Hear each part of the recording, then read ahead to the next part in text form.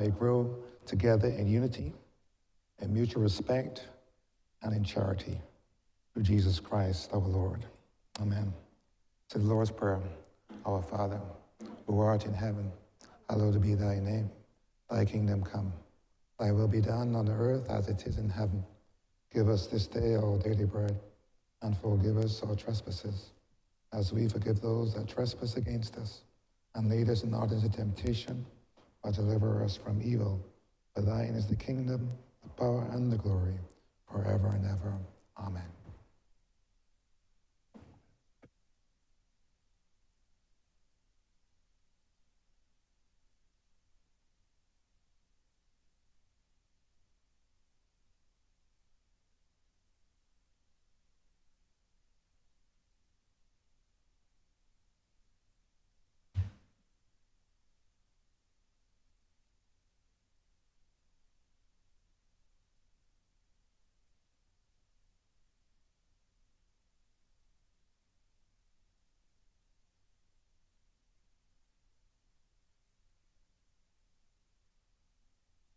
This House is in session. Minutes for the meeting held on Friday, 7 February 2025 to be deferred. Acting Leader of Government Business. The Speaker begs to move that the said minutes be deferred. Questions that the aforementioned minutes be deferred. All those honorable members in favor, please say aye. Those against, please say no. We think the ayes have it. The aforementioned minutes are hereby deferred.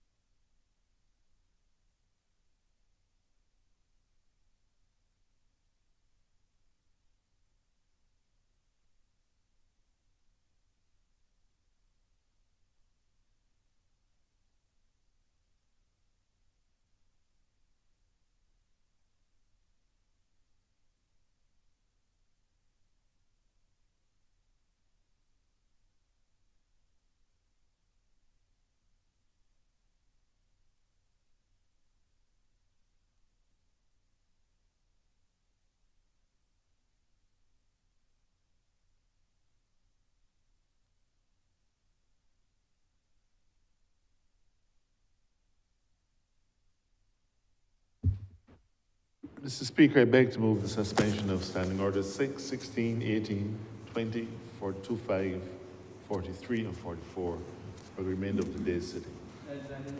Questions that the aforementioned standing orders be suspended for the remainder of the day's sitting. All those honorable members in favor, please say aye.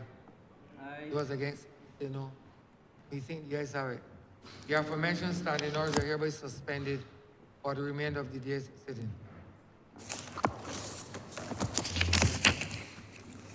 Government business? Government business is the order of the day.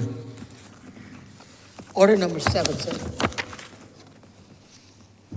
Order number 7, in the name of the Honourable Senior Minister, who was responsible for planning and development. He's going to move the second reading of the Rural and Urban Development Commission Bill 2015. 2025, sir. Honorable Acting Prime Minister. Mr. Speaker, thank you very much for recognizing me to lead off and pilot through what will come to be seen as an extremely historic debate in this honorable chamber. This debate, Mr. Speaker, and I'm going to draw from how the Leader of Opposition tends to give his presentations. And he starts with the short title and the long title, Objects and Reasons. This bill, Mr. Speaker, will make provision for the establishment of the Rural and Urban Development Commission, transfer of the assets and liabilities of the Rural Development Commission and the Urban Development Commission to the Rural and Urban Development Commission, It will also repeal the Rural Development Commission Act 238 and the Urban Development Commission Act Cap 241 and all matters related to paragraphs A and B. So essentially, Mr. Speaker, today we come to do something that is not often done in this honorable chamber. That is to join two state-owned enterprises to make one state-owned enterprise. And let me be perfectly clear about it. The Rural and Urban Development Commissions both have served the government of Barbados and, more importantly, the people of Barbados very, very well. The Rural Development Commission was first started in May of 1996, whereas the Urban Development Commission in August of 1997. And what we intend to do today, Mr. Speaker, is to take the best of both of them, both of these legislations, and put them together to make a better, robust, and more fit-for-purpose Rural and Urban Development Commission. It has been long in coming. You would recall the throne speech of right after the last election, where the president spoke about the joining together and making fit for purpose these two commissions. And we could not have gotten this far to be able to now get to legislation without tremendous work being done by many, many people throughout the service of this country. And before I go a step further, I want to salute and thank the people who got us here to be able to put all of this work together and put this bill now before this honorable chamber.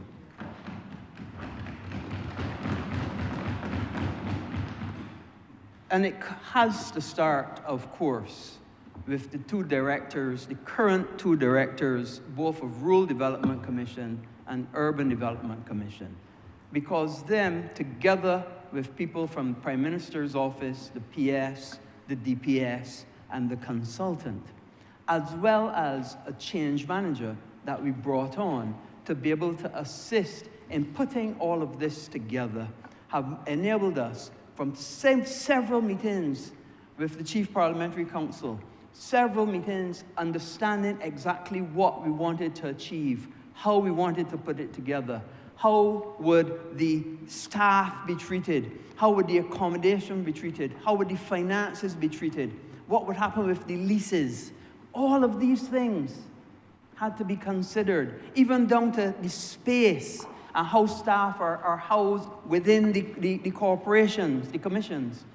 All of these things had to be considered to be able to put together what we now have to be able to come debate this and make a new Rural and Urban Development Commission that is fit for purpose. But why? Why are we doing this? Some people would argue that when we had a Rural Development Commission, the Rural Development Commission dealt a lot with agricultural and agricultural development. Indeed, when it was first developed, it was developed to facilitate road improvement and lighting of streets in rural districts of Barbados. It was also developed to provide housing and ancillary services, including the installation of sanitary facilities in rural areas. But it also had provisions for assistance to small farmers, agricultural training and investment, purchasing of equipment and machinery, production and marketing of agricultural produce, development of cottage industries in rural districts, and of course, allocation of government lands for farming. A lot of it now is being done by the Ministry of Agriculture. A lot of that work is being done by the Ministry of Agriculture. And in addition, it was to allocate land under the control of government to persons desirous of farming. That was what the Rural Development Commission did. The Urban Development Commission, on the other hand, did something a little different. And I want at this time to salute the former Prime Minister of Barbados, the now late Owen Seymour Arthur,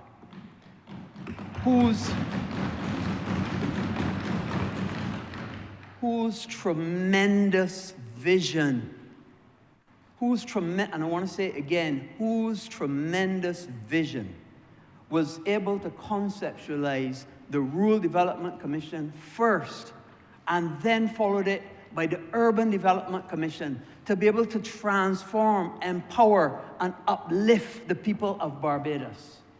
And let me say, the Rural and Urban Development Commission have done a job well done to both of them. Over the decades, Mr. Speaker, over the decades, both of these commissions have assisted thousands of Barbadians,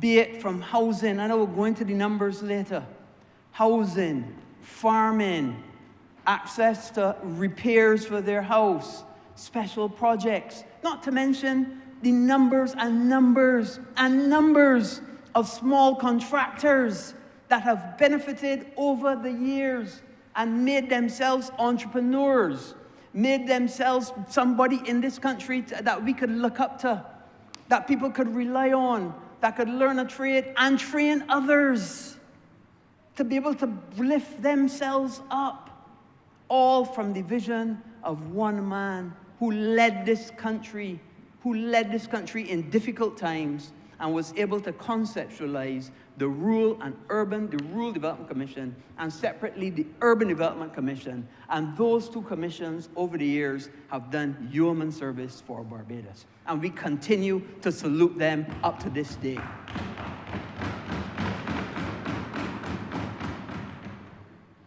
I remember, Mr. Speaker, and if you forgive me a little story, in 2002, the Rural Development Commission and Urban Development Commission was going for quite some time. But I'm going to relate a little story about the Urban Development Commission. And I'm sure that you wouldn't be angry if I call his name. The then director was a Mr. O'Brien Trotman. And in fact, I can see in the gallery, you may not be able to see, but I can see a lady who is the current director, who at that time, she was a young lady, 20-something years ago. And I was deeply and strongly embroiled in a very contentious nomination. Those of you who remember history about politics in Barbados would remember that well. It was 2002. And a little birdie whispered in my ear that the then Prime Minister, Owen Seymour Arthur, was going to visit Christchurch West, the constituency that I was interested in being the candidate for. And that little birdie, who now actually has passed away, who was very, very close to me,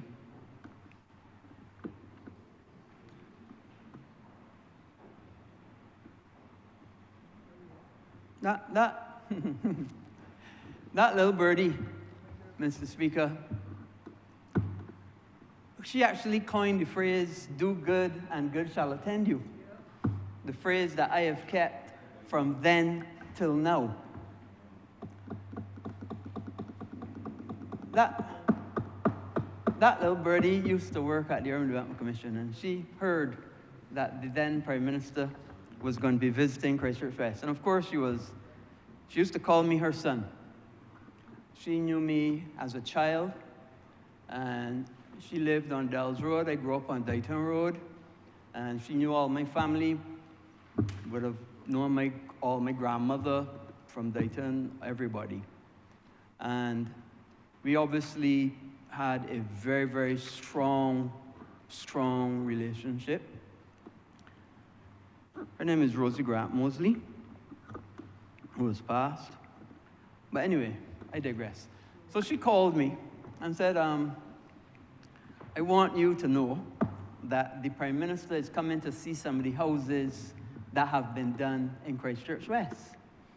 and some of the roads that have been done in Christchurch West. I was the president. So she told me, if you know what's good for you, drop everything that you're doing and try and get yourself out there to join that group of people that are going around with the Urban Development Commission and the then Prime Minister. So I must have had a full list of patients. I canceled all the patients. And I said, no, boy, I got to be out there and see this work that was done. Because remember, I'm embroiled in a very contentious nomination at that time. So I turn up, and the Prime Minister, at that time I turned up at Plantain Walk. And Plantain Walk was a new way of doing concrete roads. It was one of the first concrete roads that we had done in Barbados. And what was interesting about this is when you do a concrete road, you can't go and dig up the road. So it means that you have to put the services, the water, the natural gas, whatever, on the two sides. And the contractor was there explaining it. And I arrived, and the Prime Minister looks at me, and I'm Dr. Duguid, what are you doing here? I'm saying, oh, so Mr. Prime Minister, I'm here in my capacity as president of Christchurch West, and I'm here to make sure that this work is equal and being done properly as well. And also to go around and meet my proposed, hopefully, new constituents once you give me the opportunity to be the candidate. He said, very good, and so on. Okay, you can join the party and come along. So we went, we looked at the road, we walked the road. I remember Sir Henry even taking off his shoes and saying, let me feel this road with my bare feet. And he was doing that and so on. And I joined, and then we went to one house, and then we went to another house. And then we came to this other house. This other house was also a house done by the Urban Development Commission. But little did I know that a little birdie had gone in and plastered my calendar all over the Urban Development Commission house.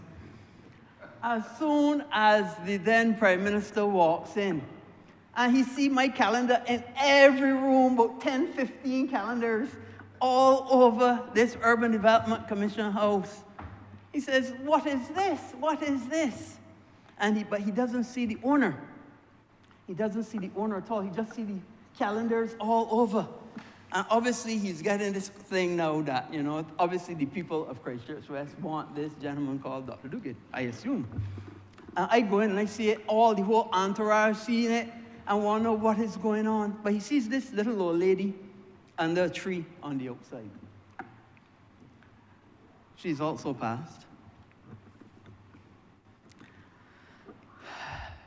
A lady who was a staunch member of the Christchurch West branch for many years. A lady who I got to know because after branch meeting, Sir Henry would look at me and say, William, why don't you give, and I can call her name, Miss Dorothy Small Leslie, a ride home. And I used to do that every branch meeting.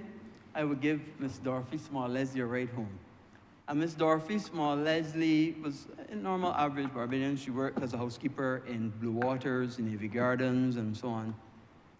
And every evening after branch, I would give her a ride home. And we obviously developed a very strong relationship. Her children, I got to know well. All the people of the area I got to know well, and so on. But anyway, so the then Prime Minister sees this lady who happened to be my friend, Dorothy Small Leslie. And he goes to her and says, this is your house that was done. I hope you like it. Dorothy Leslie looks up with a big hat mark, do good, I'm going to tell you, right on her forehead, and tells the Prime Minister, he says, and she said to him, and I was there standing up, and I think the director was there standing up too. And she says to him, I am just a simple person from Fords Road, and you are the Prime Minister of Barbados. But let me tell you something, and listen good. The only person that we will accept in Christchurch West is Dr. Duguid.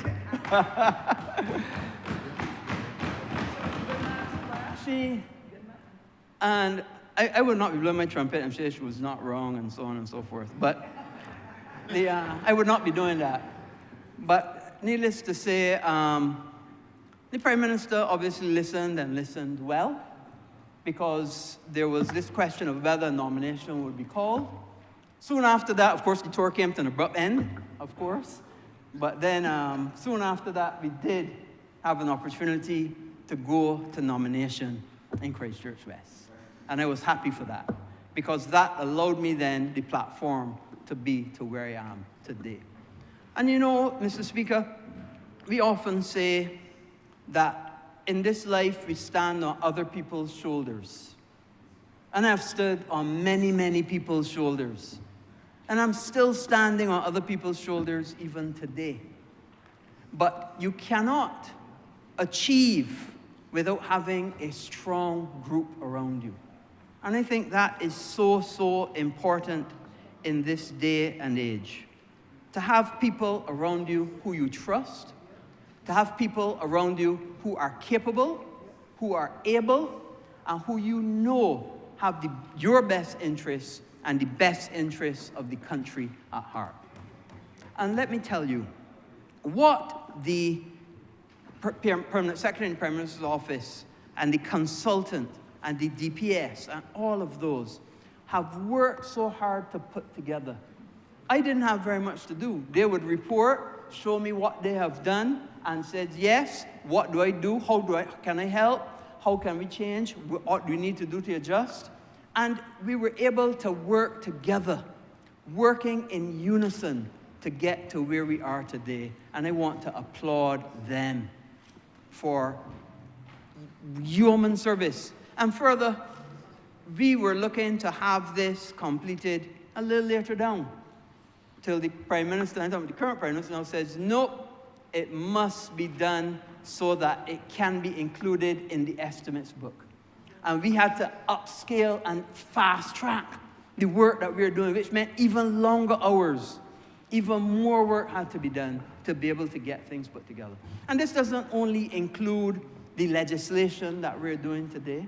It also included the unions, and having the unions sign off and get the terms and conditions, assess the terms and conditions, get the legislation, assess the legislation, get back comments from the legislation, adjust the legislation based on the comments from the unions, both unions, NUPW and Barbados Workers Union, and then do the same thing for terms and conditions, get them to sign off. Now, I must say, they have not completely signed off on all the terms and conditions, but they told me go ahead with the legislation, because as long as it does not disadvantage the workers and they have set forward what things that they want changed, we could go ahead with the legislation. So I have their blessings on that as well. Lots of moving parts. And as I said before, Mr. Speaker, it is very rare. I think only once or twice before, where two state-owned enterprises joined together to form one state-owned enterprise. So why are we streamlining? Why are we doing this mission today? So we have decided key reasons for the merger: streamlining of the operations and improved efficiency. What does that do? That eliminates duplication, because obviously you would imagine that they have officers doing the same thing in both commissions. Consolidating the functions and removes any redundant administrative processes and structures leading to cost savings. That's one. Better resource management. That's the second thing. So a unified structure ensures that funds and staff are utilized more efficiently across both the rural and urban development for all of their projects and all of their operations. Improved service of delivery. The Rural and Urban Development Commission, as one state-owned enterprise, can manage both initiatives more effectively, resulting in a better service position for our communities. And let me be clear, at the end of the day, the most important thing is how we deliver to our clients. That is why we are doing this. That is why the Rural and Urban Development Commission exists, to be able to deliver on time, on budget, to the clients as effectively and as efficiently as they possibly can. And how are we going to do it? We're going to do it by aligning operational goals. We're going to do it by reducing any overlap and by improving coordination throughout the new commission. The second thing is better coordination and integrated development. So what does that mean? That means a unified approach, a single body overseeing both, ensuring that initiatives in both sectors complement each other and not detrimental to each other, and support a holistic national growth as one entity. It also means that urban areas can access services from the rural areas, and rural communities can benefit from economic and infrastructural advances of urban centers, which had a difficulty before, because remember, urban and rural were separated geographically. And now, with this change, each can access from each other. And more importantly, an improved quality of life. What does that mean? Coordinating development efforts, enhancing infrastructure, food security, and bridge the economic and social gaps between the two communities. As we say in Barbados, we is we. So if we is we, let's join together and become we is we. And how do we do it? Fostering cross-sectional collaboration, designing projects together to address both the needs, and joint infrastructure projects with shared economic goals. The third reason that we're doing this is the support for broader economic and structural reforms. You would remember the BERT alignment. And what this merger does is it supports the BERT transformation program by creating a more efficient government infrastructure and improving, as I said, public service delivery. What it will also do, apart from giving government efficiency, is it will give us an opportunity for digital transformation. So I could envisage in the future a stakeholder going online and accessing an application for repairs to their house, seeing the type of repairs, accessing facilities to get their property transfer, seeing the progress at the property transfer program. And I can talk a little more about property transfer program a little later. Now that I remember about it, property transfer program. I didn't want to start in politics, but I remember under the Democratic Labour Party, the property transfer program ground to a screeching halt. Ground to a screeching halt. And let me explain to those who may not know what the property transfer program is, and I can digress a little bit. The property transfer program, and I'm sure you know it, Mr. Speaker, is when people who live in urban tenantries in particular, urban and rural, but tenantries in particular, urban or rural. And the same Prime Minister recognized that the Tenantry Freehold Purchase Act, where tenants on agricultural lots were able to benefit from land at 10 cents a square foot. That was great. But there were still other tenants in tenantries who could not benefit because there were not plantation tenantries. So therefore, we had to find another mechanism for them to benefit from. So we came up with the tenancy transfer, where average Barbadians could pay $2.50 per square foot in the urban tenantries, and the government would pay the rest. That was an excellent program. There are many tenantries across Barbados, both rural and urban and rural, that people went, liked the idea. For the first time, they could be enfranchised by owning their own land. And what that meant, they went and go paying $2.50 a square foot. They get a lawyer, they start the process, and then the government would pay the rest. I think it was $5 or $7 it was capped at. The government would pay $5.50 or whatever it was to make up the difference. And that program worked well for years, till the other administration came to office and it came to a halt. Now, for those of you who don't understand what that coming to a halt means, let me make it clear. Imagine a lady from my constituency named Miss Avery. This is a real lady. I'm not speaking of her disparagingly. There's a lady who is now 94. Decent. Whenever I visit her, she would tell me she used to buy from my father's store and how she and my father were great friends. She took up her money, Mr. Speaker, and paid for, I think it was a 10,000. She was on a big lot because she said she had a farming lot. She used to farm the ground as well as where her house was. It was a 10,000 square foot lot. $25,000, $2.50 a square foot, and put in a lawyer's hand so that she could own her own piece of her tenantry. $25,000. 2008, no matching money from the government. So therefore, she could not get the land papers. 2009, no matching money. 2010, 11, 12, 13, 14, 15, 16, 17, 18, 10 years. 10 years of that lady's $25,000 put so that she could own land under this program. And the then administration let her flounder. All the time she would say, please let me own the land before I die. And she's just one of many. One of many. And we got to talk about these things so that people understand the hardships that people have to endure.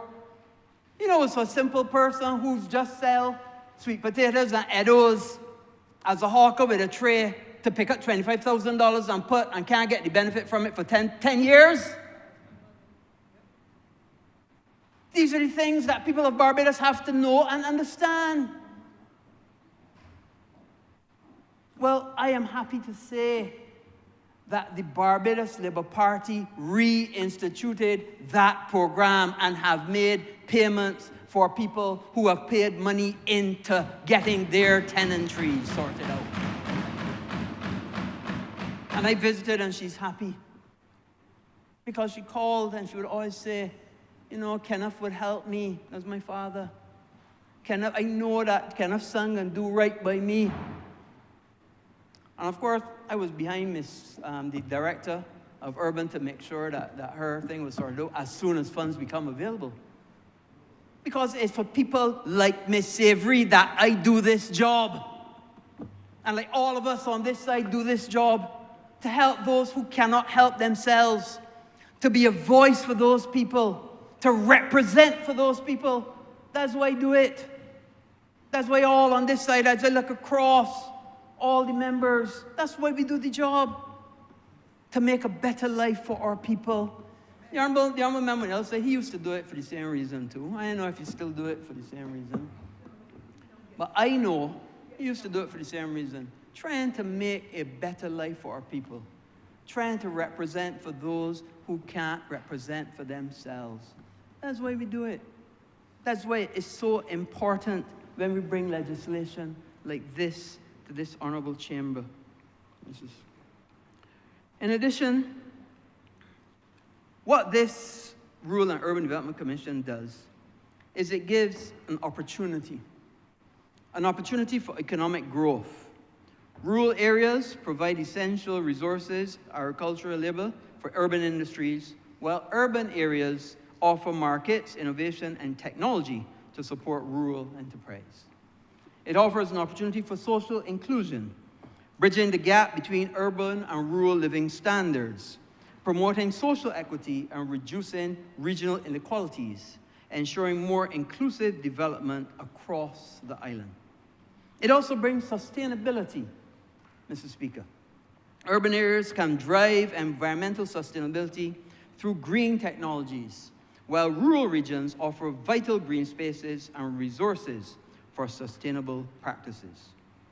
So these strategic initiatives will allow the Rural and Urban Development Commission to create a more connected, prosperous, and sustainable Barbados by fostering stronger ties and improving service delivery across our great land. I want,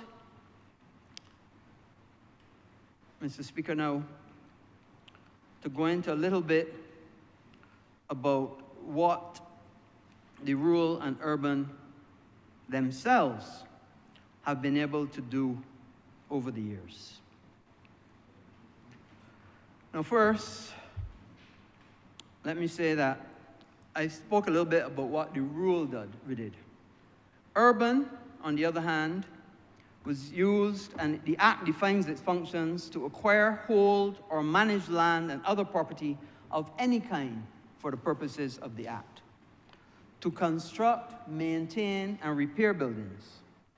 To provide housing and improve social amenities and recreational amenities.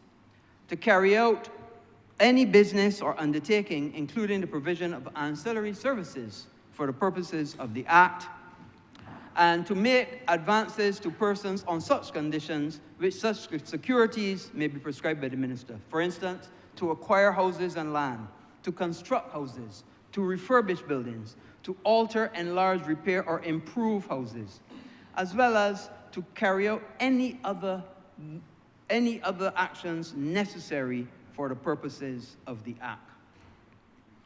It was geographically apportioned and described as Greater Bridgetown, or the Urban Corridor. And its existence over the years, it has done many, many projects. But I want to go straight to what we have done over this last term. Can you imagine, Mr. Speaker, that the Urban Development Commission, and this is just the Urban Development Commission, has done 164 houses. It has repaired or renovated 289. In addition to that, it has done 131 wells, 26 septic tanks, and it's done over 781 other types of ancillary services, be it ramps, other repairs, other installments, electrical, whatever it may be. And in addition to all of that, it was able to do a number of other projects across the country, not to mention Hurricane Elsa. And let me get into a little bit about Hurricane Elsa, Mr. Speaker. We did Tomas, but the big one was her freak storm and Hurricane Elsa. I happened to be the Minister of Housing at the time. I don't know, poor me. I am the Minister of Housing at the time that they had the freak storm and then Hurricane Elsa. Hundreds and hundreds of houses that had to be rebuilt. I want to say publicly, where would we have been if the Urban and Rural Development Commission had not already existed to be able to help with the effort to repair houses from Hurricane Elsa? Where would we have been? It takes us back to the vision of Owen Seymour Arthur. Where would we have been? National Housing Corporation could not have done it on its own. They already had the structure of the contractors. They already had the structure of getting the materials to them, paying people, LPOs for materials for those who wanted materials, getting the contracts ready because contracts already existed for when we did the repairs or total rebuilds, having the legal services in place to deal with people with conveyances. No, all of this structure was existing when Hurricane Elsa struck. Where would we have been if that was not already in place? We would still be struggling today. And I want to say that vast majority, if not all 90-something percent, I believe 100% in rural and 96% in urban, all of the people who had damage from Hurricane Elsa have been resolved. Significant percentage number. Who they did not deal with, National Housing was able to deal with. And how many? New houses, and this is just UDC, 90 houses, complete new builds, 93 house repairs. And let me be clear, $10 million one way and $3.6 million the next. That's from urban point of view. Rural's point of view, on the other hand, let me get to it. Rural's point of view for the Hurricane Elsa. Where is it? Capital Works, special programs, pit eradication. Elsa. House repairs, 80. New houses, 133. $14 million in new houses, $4 million in house repairs under Hurricane Elsa, not to mention electrical, house completions, painting, pest control, ramps, utilities, all sorts of things. Freak storm, another 26 houses and 9 house repairs. And then multiple people as well who just asked for materials and they helped themselves, hundreds of people. You know, when we write the story of Urban and Rural Development Commission, it is a rich history of providing service to the people of Barbados. Service when they need it most. Service when they need it most. I remember visiting people that there was no roof, no siding. Some houses completely decimated down to just foundation. It was a difficult time. It was a very difficult time. But we were able to come together, pull our resources, and make an impact on people's lives. And that is separate from all the other work that the Commission does. So in addition to the work on Hurricane Elsa, in addition to pit eradication project, and which reminds me, they would have done 139 pit eradications. In addition to the transfer of title program that I spoke about, 114 of those were done. The Urban Development Commission don't stop there. You know what, in addition they do too? Special projects. So in addition to all the pit eradication, all the houses, all the house repairs, all the ramps, special projects on top of that too. And what does that mean? Fairchild Street redevelopment. As you go down Fairchild Street now and see those wonderful kiosks there that the people are enjoying opportunities to be entrepreneurs, to sell their sweet potatoes, the onions, the potatoes, the drinks, and so on, the made-up drinks, all those things. The butcher's block, so that people can be trained in how to carve meat, as well as the opportunities for them as well. All of that done as a special project by the Urban Development Commission. But they didn't stop there. Not only did they do that, but they did the Baxter's Road redevelopment. And this happened when I was under me as minister now. When we went in, changed up, cleaned up the car park, did the bathrooms, gives better lighting, better facilities for the fish fryers in Baxter's Road. And I remember another lady who was always passed, and she used to right there at the corner, Mother B. Mother B was an interesting character. Those of you who know Baxter's Road might know Mother B. She's no longer there. But she, whenever I visited, I remember all the things and all the great stories that Mother B used to tell me. She's also from Christchurch West, actually. And it didn't stop there. Not only did they do Baxter's Road, not only did they do Fairchild Street, but we now in design stage ready to start Temple Yard too. Temple Yard as well. I was the minister when we did the bathrooms at Temple Yard. And not to be said, no, we said, no, it can't be only fixing the bathrooms. We got to fix the whole area.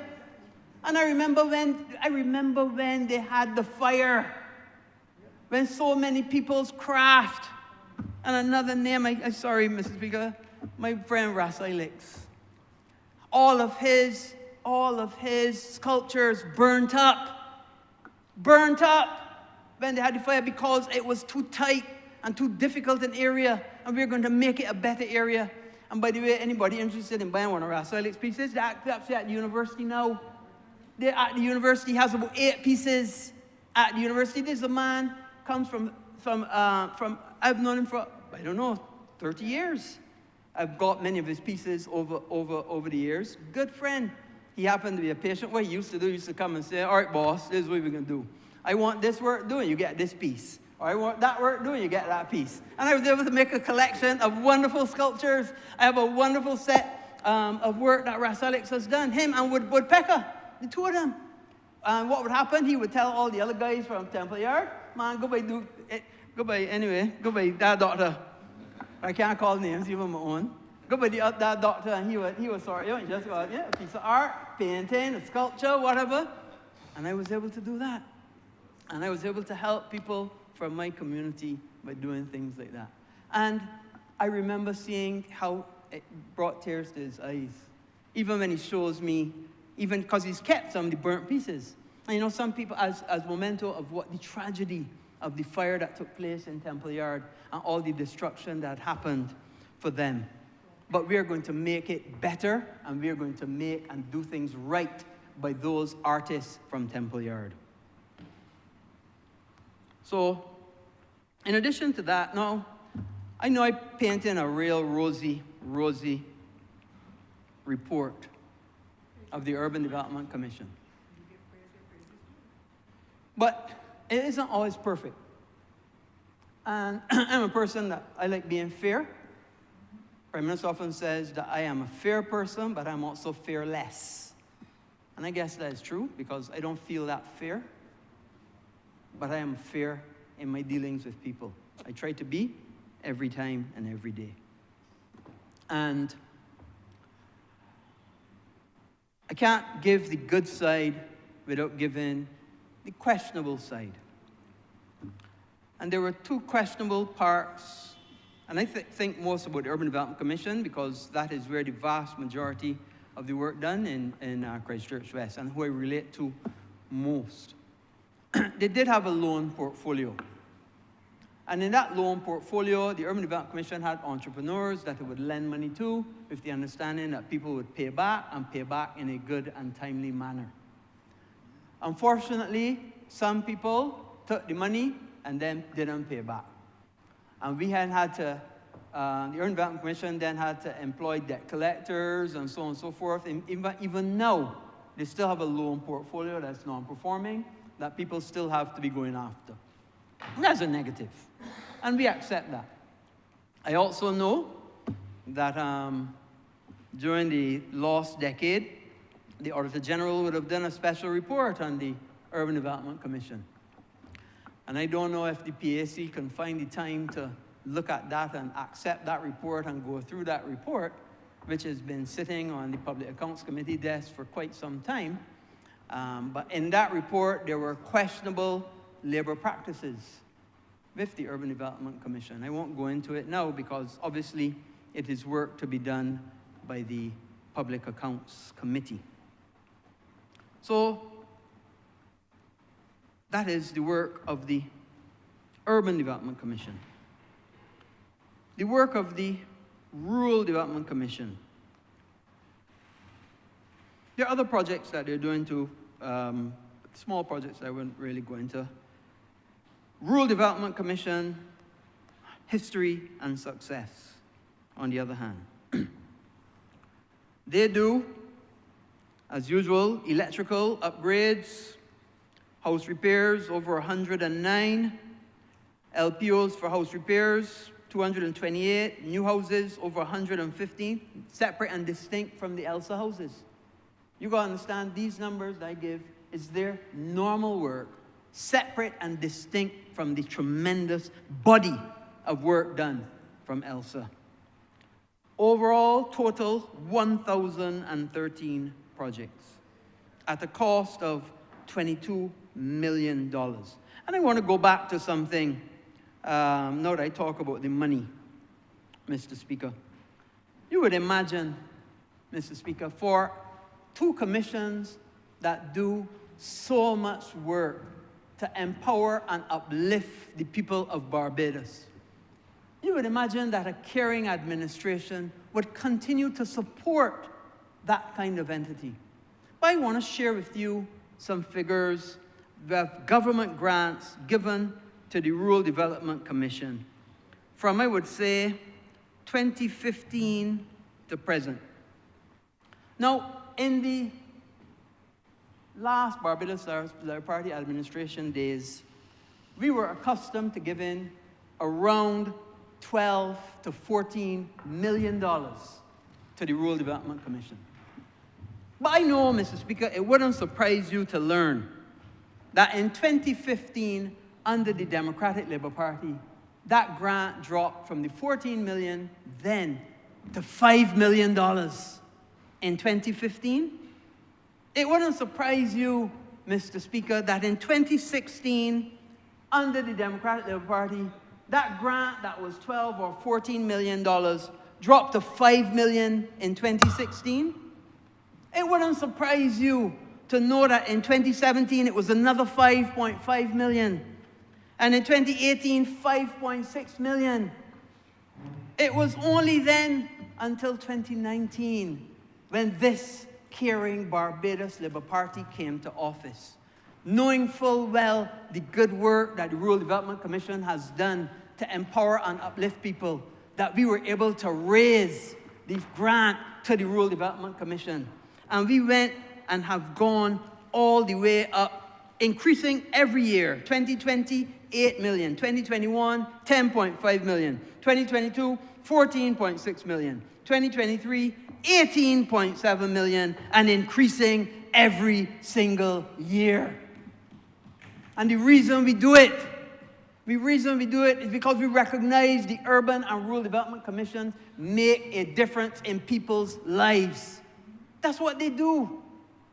They make a difference in people's lives. And in order to make that difference, you have to give the financial support. And that's what this administration has done. Every year, increasing so that financial support is there, so that more houses can be done, more wells can be done, more repairs can be done, more ramps can be done. Where people that can't help themselves get an opportunity. The only thing is we just can't get it done fast enough. And this is why we're bringing them together, so we can share resources, share expertise, share experiences, and be able to service our clients better, faster, and in a more efficient and effective way. And that is why we are joining these two commissions together. So I want to go back to what the Rural Development Commission has done. It doesn't have the large portfolio of special projects like Urban Development Commission, but now together with them working side by side, I have no doubt that in addition to their normal work, we will even see better management of the special projects. Plumbing as well, site clearing, tanks, utilities, all working together to be able to help the people of Barbados. So I said the downside from urban, there's a downside from rural too.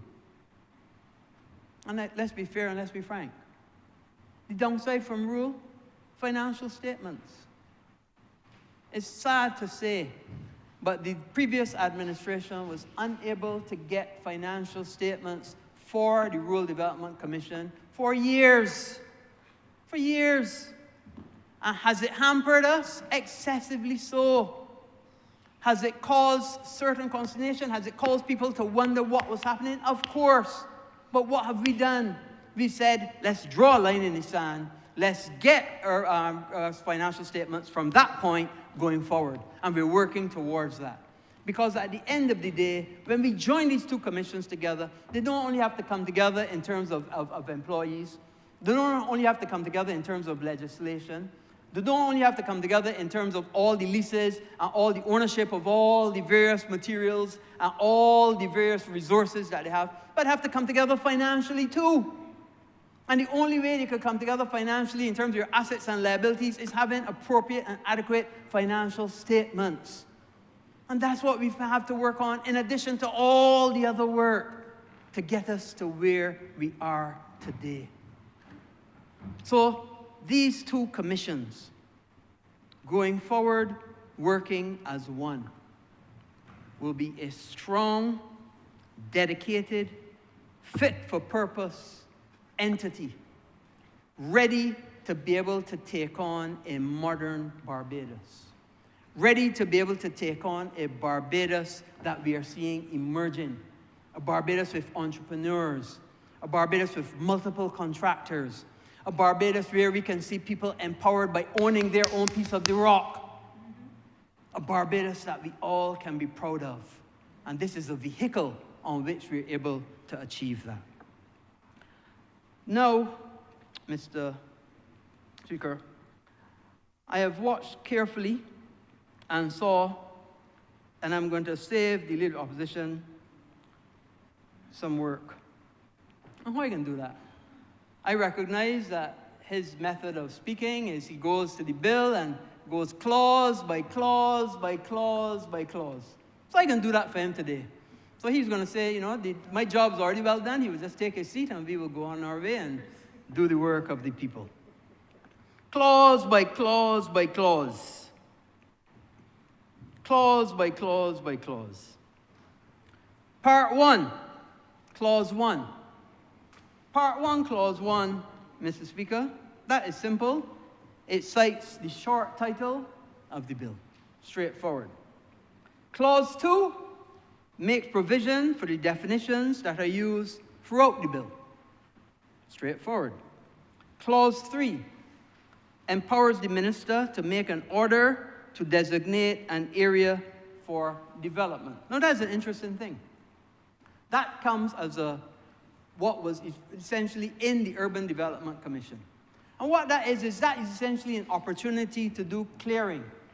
For instance, going to an area like Greenfield, what we were trying to do under the IDC loan, going to an area like Greenfield, designate it as a redevelopment area, said, okay, this area is a redevelopment area. We can relocate people temporarily, fix your house, and then bring you back to the area so that we can redevelop a whole area. Clause 4, Part 2, Administration. Clause 4 makes provision for the establishment of the Rural and Urban Development Commission.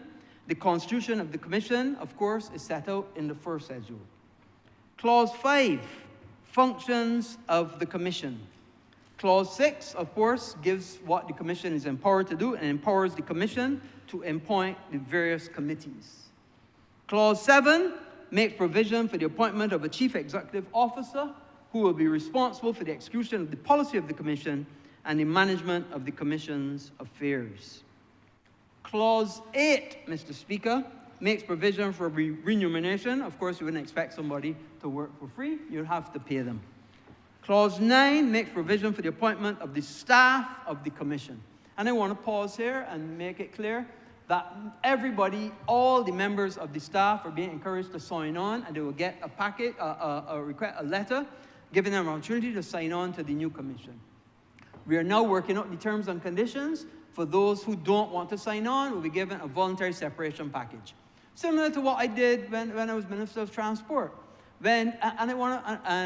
I can digress a little bit here, but I remember when we had the drivers at the Transport Board who took a voluntary separation package and were able to get a gratuity with that voluntary separation package. And you know what they did? They went and bought buses and then went into the transport augmentation program.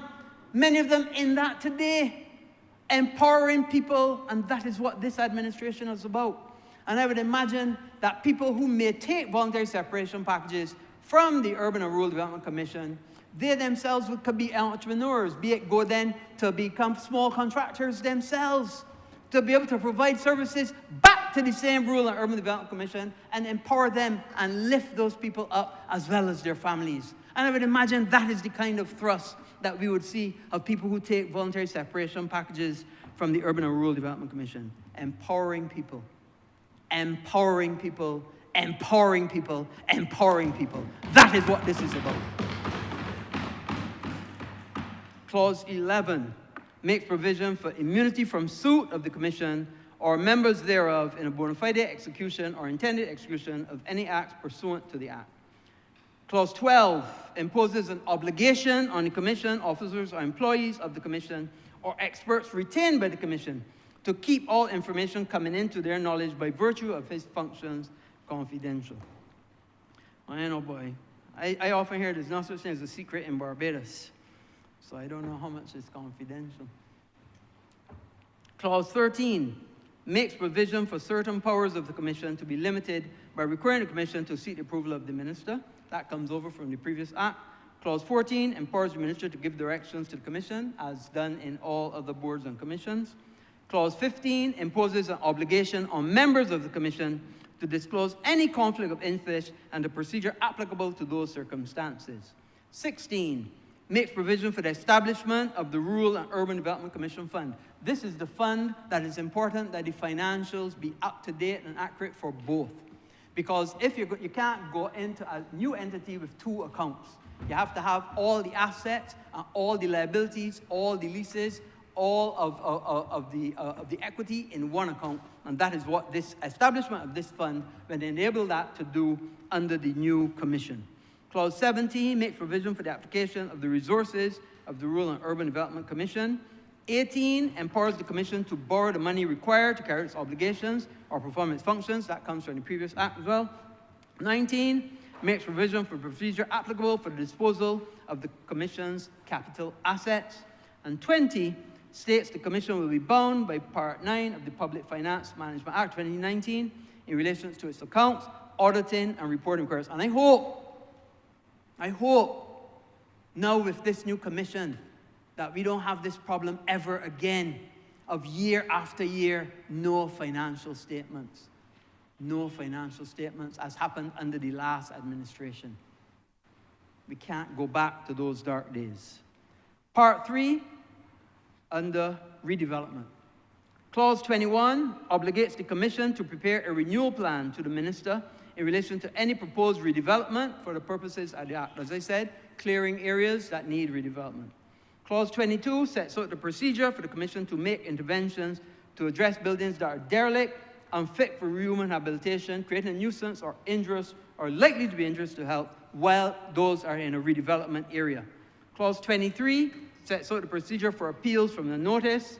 24 empowers the commission to make the redevelopment plans where housing conditions are likely to be dangerous, injurious, or likely to be injurious to health or welfare of inhabitants. 25 makes provision for the procedure applicable to the preparation of a redevelopment scheme.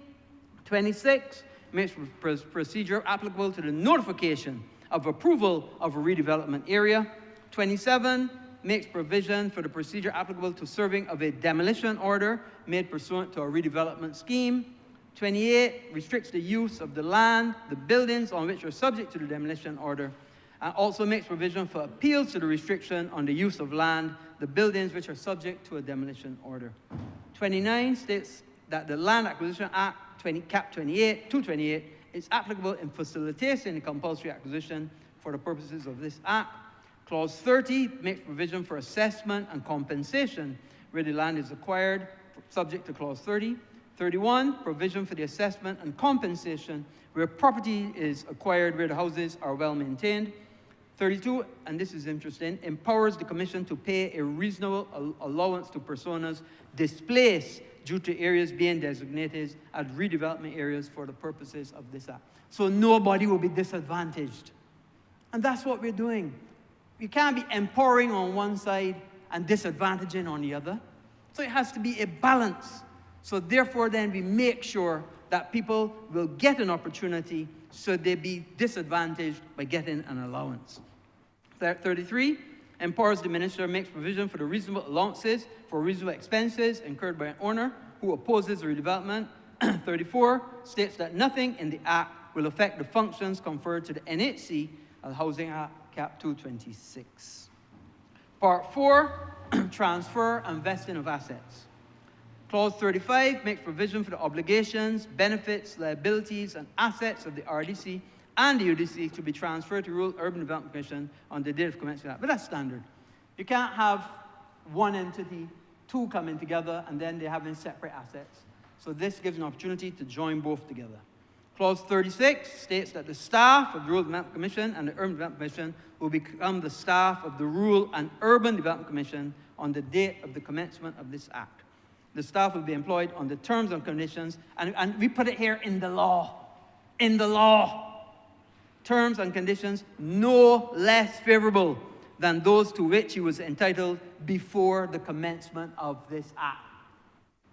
So we ain't only talking the talk, we are walking the walk as well to make sure in the law Nobody is disadvantaged. 37, pension rights of the staff will not be affected, the transfer of their employment to the RUDC from the commencement. And Clause 38, Part 5, miscellaneous, empowers the minister responsible for finance to charge fees for services performed by the Commission under the Act, and empowers the Commission, with the approval of the minister, to make regulations generally for carrying out the provisions of the Act. Clause 40, provision reference to the second schedule, which contains the consequential amendments, which is standard. 41, provision to repeal the Rural and Urban Development Act and the Rural Development Act 238 and the Urban Development Act. And Clause 42, the Act will come into operation on a date to be fixed by proclamation. Mr. Speaker, this work that has been done by the Urban and Rural Development Commission, not only putting this together, but over the years, all of the tremendous work done by both commissions and all of its employees over the years. All of its employees, from all the directors, from all the deputy directors, from all the financial controllers, from all the officers, all the technical people going out, everybody working together to make a strong commission and by extension empower Barbadians and make a better Barbados. A tremendous body of work, all done from a visionary Prime Minister and assisting the average Barbadian. And that's what it's about. When we come down to it at the end of the day, that's what it's about. You know, so many times, and I see a colleague physician from St. Philip North looking at me, and she knows in our jobs, we can do well financially. But is money everything? Of course it isn't. No way. No way. You know what really matters? How you can help somebody else. How you can have an impact on somebody else's life. How you can raise up some people. You know, when I got into politics, I got in to raise up the people I grew up with, the people in Dighton Road and Braffett's Gap and Dells Road and Paddock Road and Gooding Road and Tate Road and Rollins Road. Not to know that just before the election, them areas got cut off from me and put in St. Michael South. But you know what happened? I was able to benefit from Sergeant's Village. So I went in, and I got to know the people, and the people got to know me. And the people molded me into be the representative that they wanted me to be. I never disrespected them, and they never disrespected me. And anytime I called on them, they came forward and said, yes, you with us, and we with you. Mr. Speaker, that's what this is about. Let us go forward as we. Let us make the Rural and Urban Development Commission to benefit this fair land that we love, the people of Barbados and Barbados. I'm obliged to you.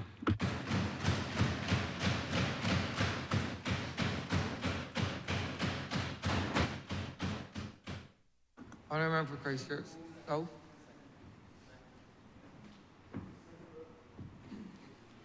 I'm obliged to you, Mr. Speaker. I came to this place this morning just as the Lord's Prayer was being said. And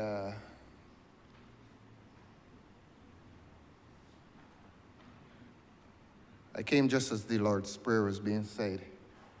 And then I was in time to hear you address the Honourable Member for Christchurch West as the Prime Minister acting. I think that is what I heard.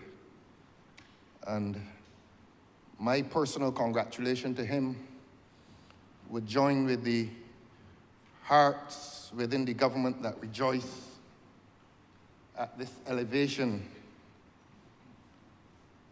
except that those rejoicing hearts will regret that it is only a temporary expedient.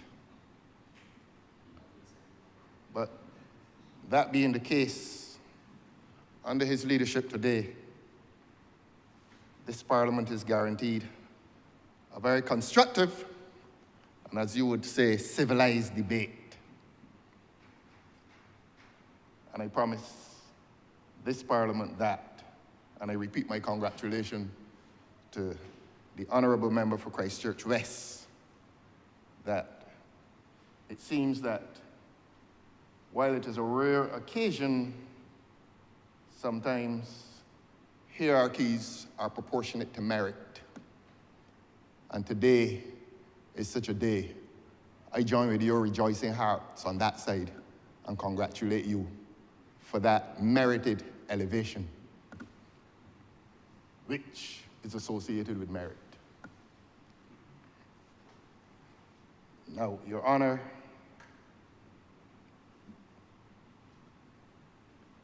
the Honourable Member described this debate as historic. If I am not as generous as that, I would like to say it is exciting. Urban renewal is something that should really excite great interest in parliamentarians, because we represent people, and people live in houses, people live in communities. And anytime there's an opportunity for renewal and improvement in what is called the housing stock, that is an occasion for great excitement among parliamentarians. We like to see our constituencies looking better than they are at times. The Honourable Member asks the fundamental question, why are we doing this? And I remain grateful for the Honourable Member's answer to that question, why is the government doing this? And I record that the Honourable Member said that they're streamlining and improving efficiency. It involves better resource management and better coordination and support. And those are the noble objectives that one would expect when one is fusing two corporations into one. Because admittedly, one wonders why over the years there has been this separation between rural and urban. And I say this by way of illustration. My constituency, Christchurch South, a part of that, I discovered that a part of that constituency is assigned to rural, and the western portion of the constituency, which is contiguous to that of the Honourable Member for Christchurch West, is assigned to urban. And here it is, you had one constituency, which is entirely an urban constituency, finding assignment to these two separate bodies, one rural development and one urban development, so that there is some good sense in fusing the two. And as Barbados has developed this 166 square miles, I myself don't think that there is a need for two separate corporations. There's a sense in which rural Barbados has become urbanized. A part of that is a matter of some regret, because I still think that the country should retain the character of country, and town should retain the character of town. But we are so small that I believe that, to use the words of the Honourable Member for Christchurch West, you can streamline it into one corporation and have the different personnel in there assigned to the various parishes. Now, obviously a casualty of that would be the question of redundancies. And I smiled when the Honourable Member spoke of voluntary separation packages. And I was smiling because I was picturing a scene in which someone calls an employee and says, well, I want you to voluntarily separate, which is a contradiction, really. But there are persons who will, in this arrangement, and I hope it was not inspired by the IMF program. I really hope it was not, because I'm not going to digress, but future governments will need to bargain harder in these arrangements with the International Monetary Fund and to try to preserve employment for people who have done well in these corporations. And listening to the Honourable Prime Minister acting, it appears as if the corporations have been well served by those employees. Now, in the event that some of them will leave, and they will have to leave, unfortunately, the Severance Pay Act, the Severance Payments Act will provide for them, and it is reassuring to hear the Honourable Prime Minister acting, what a pity, say that they will have the first option in terms of contracts awarded to redundant former employees. That is reassuring. And it is all the more reassuring when one remembers that the government has been very generous in terms of these contracts for services. And that is the legal term, but the public knows these contracts for services as consultants. And one would therefore commiserate with the former employees. When the time comes, there will be former employees of the Rural and/or Urban Development Commission when they have to separate, knowing that there is a large population of other persons in this society who are the beneficiaries of generous contracts for services. In other words, who have become consultants in spite of an IMF program. So I do commiserate with the employees who will have to depart, but I am assured, we are assured by the Prime Minister acting, that they will have first option to receive contracts for services. And we will urge, if not force, the government by way of constant reminder to give these severed persons, these terminated persons, first option. Mr. Speaker, on a point of elucidation, Yes. Clearly the honourable member is trying to add and embellish to my speech, which think words I did not say. I said nothing about first option. I said I would imagine, and I just want to elucidate and be clear. I would imagine that those who have opted to take a voluntary separation package would go into things like offering construction services for the commissions, not that they were given first option. But I understand the politics of it, and I appreciate that the honourable member would want to make a mark and then want to hold us to it, but those are not my words. Yes, yes. I accept the Point noted, Honourable. I accept the point of elucidation. The Honourable Member imagines. I am more optimistic. I am expecting that these persons would be given first option. They would be treated preferentially, especially since they are, as I said before, a number of fellow citizens who are the beneficiaries of rather generous contracts of employment and they're called consultants. Some of them, it is difficult to determine or to define what they do from day to day.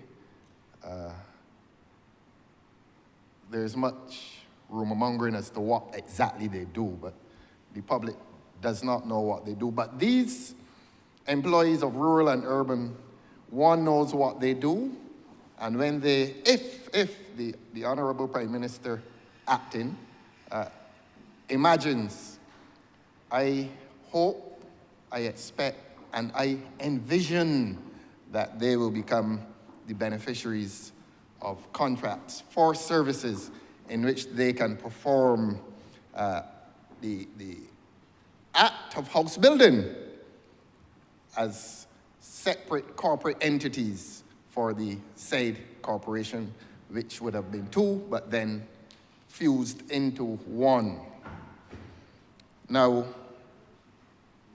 the Honourable Member did say that he would save me some time in looking at the bill, and I appreciate that.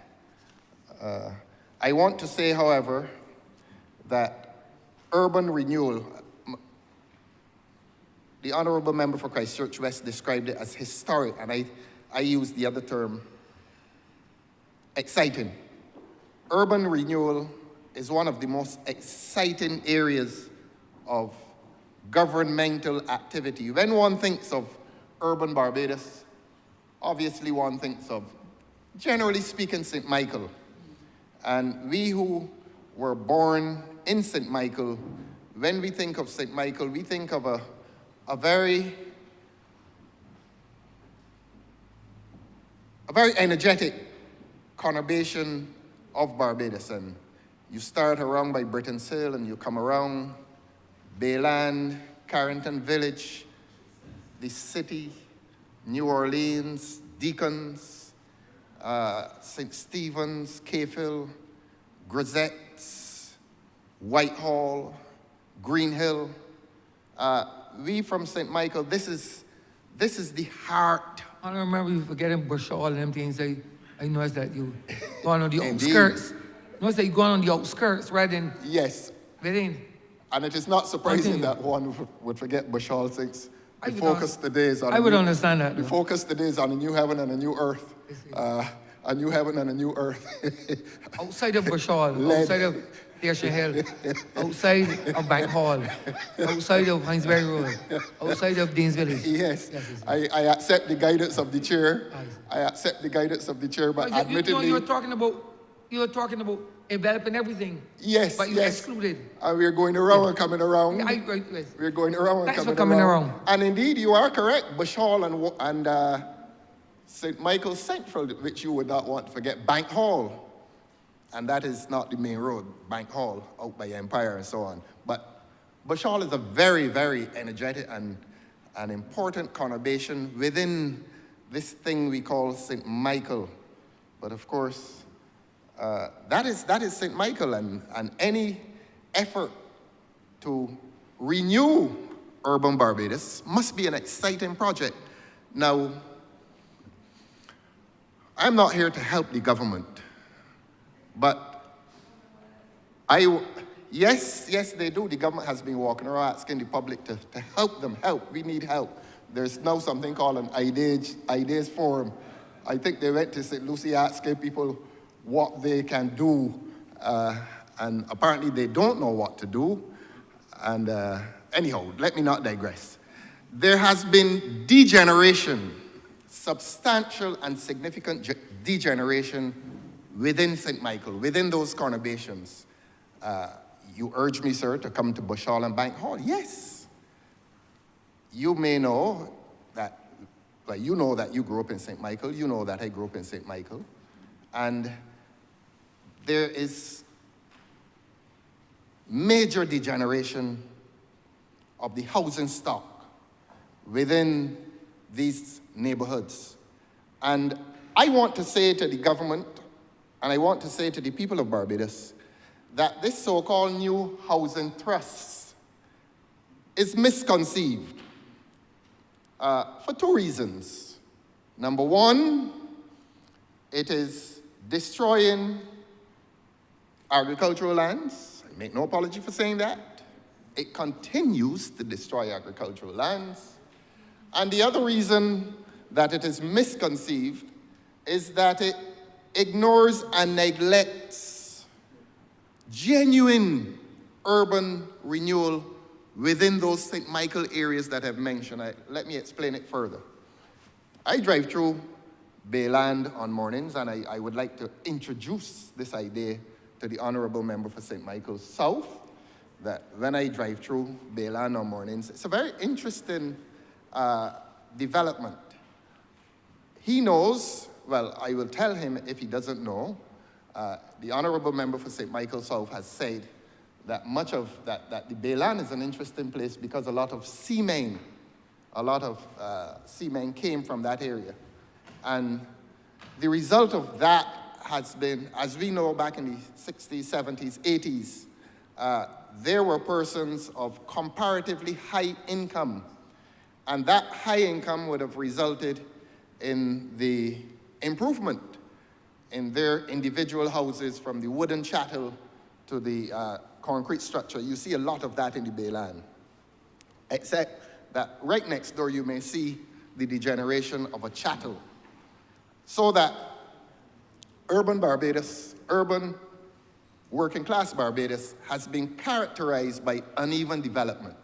You've had people of higher income, and apart from the seafarers, the seamen, you would have had a lot of people who worked in the port and worked for a lot of money, and they were able to improve their own individual houses. But as I've said, there was uneven development, and so when you drive through the Bayland, you will see next door to a, sometimes two-story, I see it on mornings, next to a two-story house is a small wooden chattel falling into disrepair. But I want to say this, and I want to say this to the Prime Minister acting, that there is room in Barbados for urban renewal within those communities to which I referred. And there's room for tasteful urban renewal. And when I say tasteful, I'm speaking about a retention of the skills and the heritage, because there is nothing quite as beautiful as the wooden chattel. I was talking to someone yesterday, and the jalousie window, the wooden louvers, they would call them, you know about this, sir. And very, I don't want to say simple, but a lot of carpenters who turned up on the bicycle with the saw protruding from the brown bag and a hammer and a chisel and a plane in there, they were great scientists. They were great, they were not only artisans, these men applied their intellect to building a jalousie window louver that when it was pushed up, it remained up. When you closed it, it remained closed under its own weight. And there are factories today that cannot replicate that technology unless they use something to keep the window up. But these old carpenters were able to build that kind of thing, those skills they had. These men were highly skilled people. And not only did they build those jalousie windows and doors, but it was beautiful. It really was beautiful. It was so beautiful that in latter years, a factory opened, and that factory tried to replicate what those old carpenters were doing, and they were not doing it very successfully. As I said, and I repeat, and it is worthy of repetition, that those old carpenters built houses which were durable, and they built houses which were scientifically and technologically marvelous. And I say that to say that any effort towards urban renewal must focus on heritage. There's a very strong case for a renewal of that technology, a renewal of the Chattel House. Now, you know, sir, that in the 1960s and 70s, the Chattel House was extended to indoor plumbing at the back, so that without consigning people to a restricted space, I would want to urge the Commission to look at retaining the character, that old character of those houses that were so tasteful and well designed, that to find that that is an important part of renewal. An important part of renewal is a retention of the heritage that was constructed in this country 1930s, 1940s, 1950s, and to renew it according to the old design. And that has implications even for tourism, because our Minister of Tourism would want to be reminded that when a tourist comes here, he wants to see something, he or she, they want to see something that is peculiarly Barbadian. And the Barbadian Chattel House has been reduced to the picture postcards. And the time has come, Honourable Member for Christchurch West, through you, sir, when we need to go back, we need to remove the chattel house from the picture postcards. And this commission is the perfect place to once again plant that design with, of course, the modern amenities, the indoor plumbing and so on, but to plant it once again on the Barbadian landscape. I have found myself taking photographs of the old ones, and it is quite a pity, quite a tragedy, that you're taking photographs of these places, and maybe you're seeing something for the last time. And Barbados needs to become Barbados again in terms of its architecture. I will seize this opportunity to say that the architecture that is being planted across Barbados on former agricultural plots is not tasteful at all. I'm sorry, and this is not to restate carping criticism, but it is not tasteful at all. There is nothing about it that takes the viewer back or takes the Barbadian back to that skilled labor, that little gentleman who built those fantastic structures called the Barbadian Chattel House. And I mean, we've been observing recent developments, and I think the government needs to invest and to reinvest in local skills and local expertise. Maybe the problem is that the skills of these old carpenters may not now be existent among many of our young people, so that there needs to be a lot of training of young people so that Barbados can look and feel like Barbados that used to be the peaceful place. The villages used to be peaceful places, but there's a certain hostile, I call it hostile architecture, that we are planting now on spots arbitrarily across, well, I don't think it is arbitrary, but across Barbados. One, intruding on agricultural lands, and two, removing itself from those neighborhoods to which I referred, sir, and you referred to it in Bush Hall and Bank Hall. There is a lot.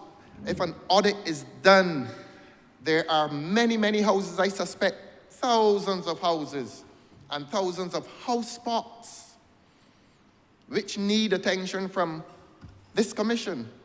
And this commission would need on board historians, sociologists, people who did a study on Barbados, people who know Barbados, people who understand that the architecture of a place is related to the mood of the people.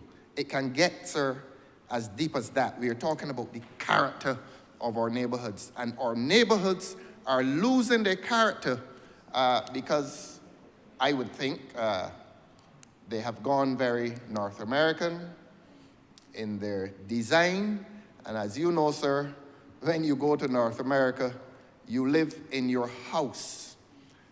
In Barbados, you live in your village. And that is a fundamental difference between North America and Barbados. In Barbados, in the old Barbados, we lived in villages. The North Americans taught us to live in houses, so that we need to get back to living in villages, and the architecture and the architectural design, and indeed the layout of the villages. We played cricket, as you know, sir, on a little grass piece. And in the 1960s, the government built playing fields, developed playing fields. We have now retrogressed because the government is, and I say this in the presence of the Honourable Member for St. John, please accept the criticism. It is an unwise thing to fence in playing fields. It is not right. It is not. It must have that organic feel. The playing field must be integrated within the village. It is a part of the village. And I've said this in here before, and I'm going to repeat it. And I say this in the context of urban renewal. Please make those recreational areas once again a part of the village, a part of the communities. Please make it an organic part of the community. The community, the houses must be a part of the recreational area. The recreational area must be a part of the housing. So that there's, in response to what the acting Prime Minister said, I want to say to him, through you, sir, that there is a large housing stock that needs renewal across St. Michael, and indeed across Barbados. There's a lot of work to be done, but unfortunately, the Ministry of Housing seems to have gone on a frolic of its own, and is creating these very sterile environments. You just planting some concrete on some previously agricultural land, and the community lacks character. It does not lend to any serious interaction. As I've said, we are replicating North American and European lifestyles where people become known by a car number and not by a name. As I said, and I repeat, we have ceased to live in villages, and we are now living in houses after a North American style. And you know what is the consequence of that. And the only effort, the modern effort towards community integration now is by a community chat group. So even then, there's little interaction in Barbados. The point is, we need to resolve that problem by revisiting urban Barbados and making a serious effort to genuinely renew urban Barbados. And in a very practical sense, as this legislation contemplates, go into those communities, do an audit, look at the houses that need renewal. As the legislation says, issue your notice and work on that house. And that will provide employment for many years for our young artisans who can go to the Polytechnic and be trained. I understand that is now a lot of people can't get into the Polytechnic because of the large numbers. So that is a good sign in this country, that we have a lot of young people who are willing to be trained in technology, and technology includes house building and urban renewal. So there would be employment for many, many years to come. But apart from that, we would be reinvesting in our communities. You know, sir, and I know, you know, sir, that a lot of those old communities, the Britons Hills and the Carrington villages and the Grisettes and the Bush Halls, they have suffered from migration out of the communities. A chap reaches the age of 25, 30, and he takes a wife and cleaves and leaves that community. And the old lady or the old father stays there and dies, and the house literally falls down. There is a case for reoccupation of those houses. There's a case for this commission to identify that phenomenon, the phenomenon of emigration out of the communities, resulting in social and physical decay. You see, the consequences stretch far, that when people migrate from a community, young people and relatively young people migrate from a community, it falls into some decay because their parents grow old, and the new people who come in, they lack leadership, but that's another issue. I wouldn't go into that in any great length. But the point is, the failure to genuinely engage in urban renewal has caused physical and social decay across St. Michael.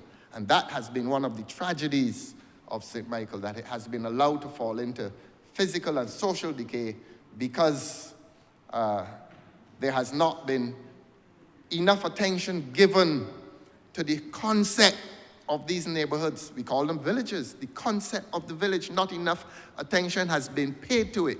There has been no proper planning, and now is the time to make that proper planning, and as I've said, encourage people once again to live in their villages and not in their houses. I want to. So I will sum up that portion of my speech by asking the government, I suspect my cry may be a little late, but to reverse the housing trust that is taking attention or focus away from these established communities that have been lived in for over 100 years, and reverse this policy and this thrust towards going into agricultural Barbados and planting what are really very unattractive houses, which really are not communities. They just become holding pens for people, and they're very expensive. And that if the government goes back into these traditional communities, building a house according to the traditional design and means could be a lot cheaper than trying to create these communities, these new communities where sweet potato used to be planted or canes used to be planted. I would wish that the government would reverse itself on that trend of development. As I said, and I repeat, there must be thousands of house spots, and there must be thousands of dilapidated houses. I saw one in the Bayland this morning. I'm going to take a photograph of it this week so that I can give publicity to this phenomenon, to this crisis of social and urban decay across St. Michael. I repeat, sir, there are several lots across St. Michael, vacant lots, and there are several abandoned and dilapidated houses that can house a substantial part of this population. And the virtue in that, they would be moving in. We put some young people, the grandchildren and the great-grandchildren of the people who previously occupied it. And they can get the chance to live the lives, the peaceful lives that their grandparents lived in these villages that were known for the peace and serenity that God gave to this country in previous times. So that is my suggestion to the government, that this commission will offer that chance for genuine urban renewal, and in so suggesting, I am once again asking the government to cease this incursion into the agricultural lands of Barbados, trying to create something that really ought not to be created in this country. Please take the work of urban renewal back into the urban communities, back into the villages, and pay some attention to that. Now, that used to be happening, so this is not any reinvention of the wheel. The Honourable Member for Christchurch West more than once, and I don't think he did it unwittingly, more than once praised the former deceased Prime Minister, Mr. Owen Arthur, for this initiative. Yes, he did give birth to the idea of the urban and rural commissions. He did give birth to that. Of course, he died without a party. I think he resigned or something like that. Perhaps if he had lived, he would have gone back to the Democratic Labour Party where he started. But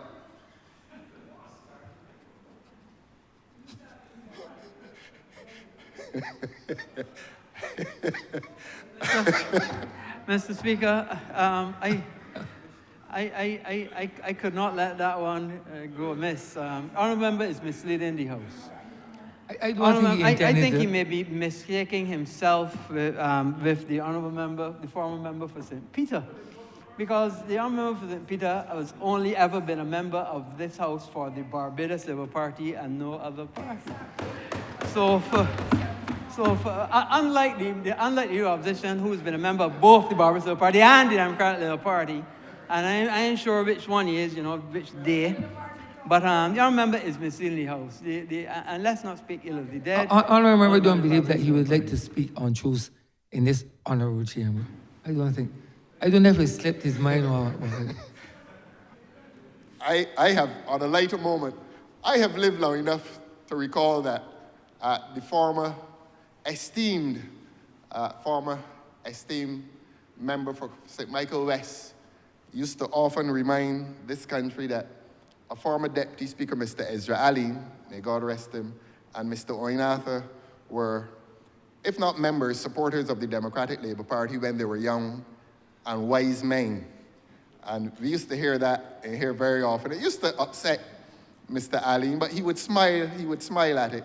And I know that in his latter days, Mr. Arthur may well have smiled when reminded that in the 1960s, when he was at Cornish Parry and then Harrison College, and then in his days at Mona, his nickname was Tass, by the way. He was a socialist.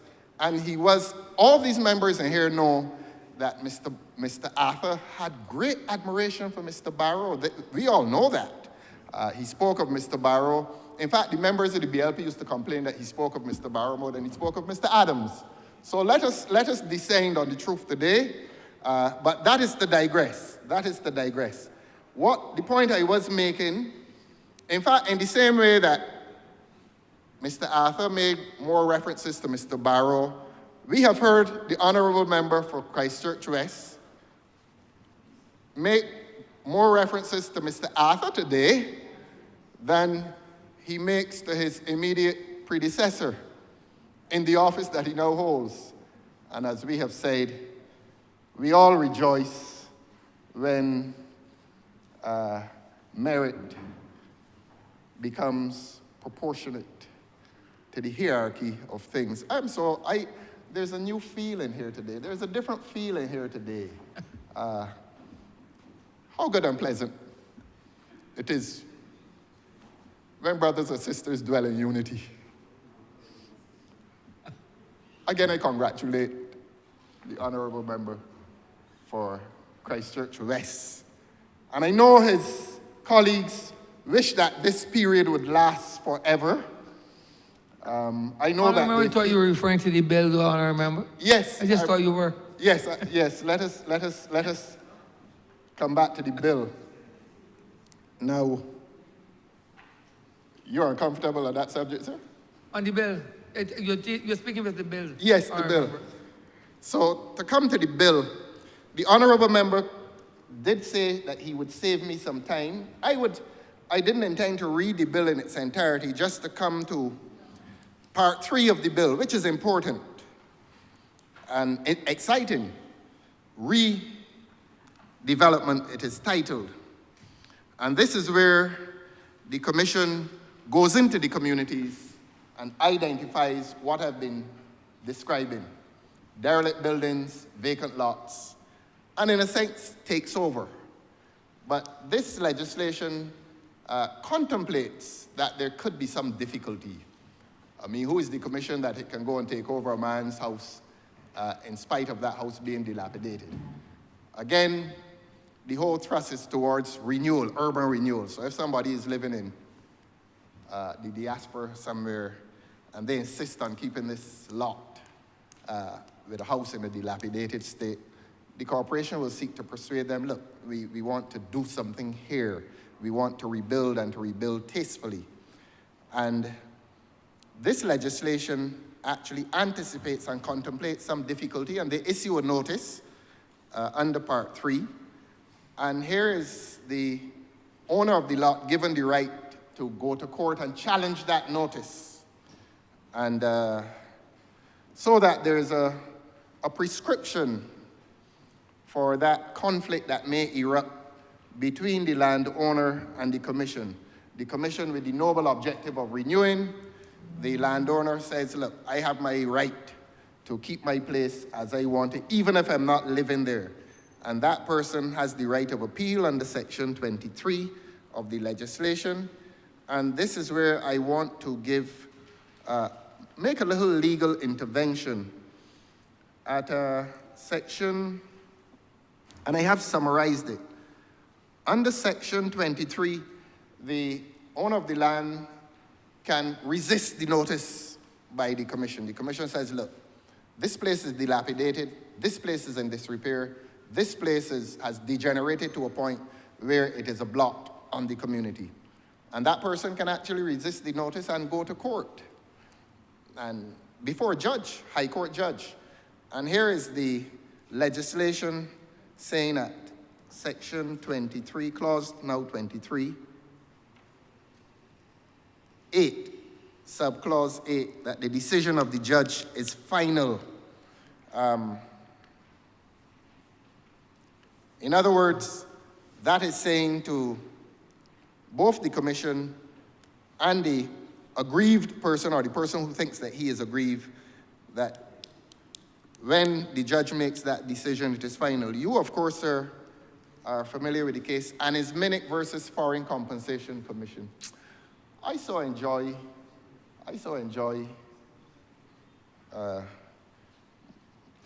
teaching the law in here. I would want to say to the acting Prime Minister that subsection 8 does not mean that it is final. That where the judge gives a decision on the question of, and the question of illegality remains, the person still may have the right of further appeal. But of course, to avoid the landowner may avoid this recourse. The landowner doesn't have to take this particular question of the notice as prescribed by this act by way of appeal to a high court judge. He can do a judicial review.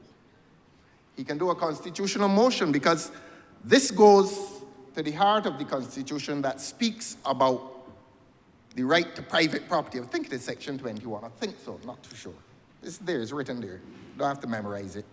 So that I want to say to the Honourable Acting Prime Minister that section 22, subsection 8, does not necessarily make the matter final. As I've said, as I've submitted to his honor, that landowner may go around that recourse and file an application for judicial review. And that judicial review would be a review of the actions of the commission as a public body. And he can ask that the court finds that the action of the commission is unconstitutional insofar, or illegal generally, insofar as it infringes his right to the enjoyment of his property being private property. So that I'm advising you not to rest entirely on subsection 8, although the objectives of the commission are noble, because the broader perspective and the broader objective here is urban renewal.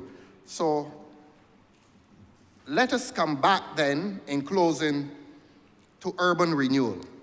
And let us state the point again that there is much scope for genuine urban renewal. And I'm going to mention the neighborhoods again, Your Honor. Britain's Hill. There's a St. Michael bias, yes. Britain's Hill, Bayland, Carrington Village, the city, Deacons, St. Stephen's, Cayfield, Grisette's. You have to go to Grisette's. Grisette's. You have to go to Grisette's. And Fairfield.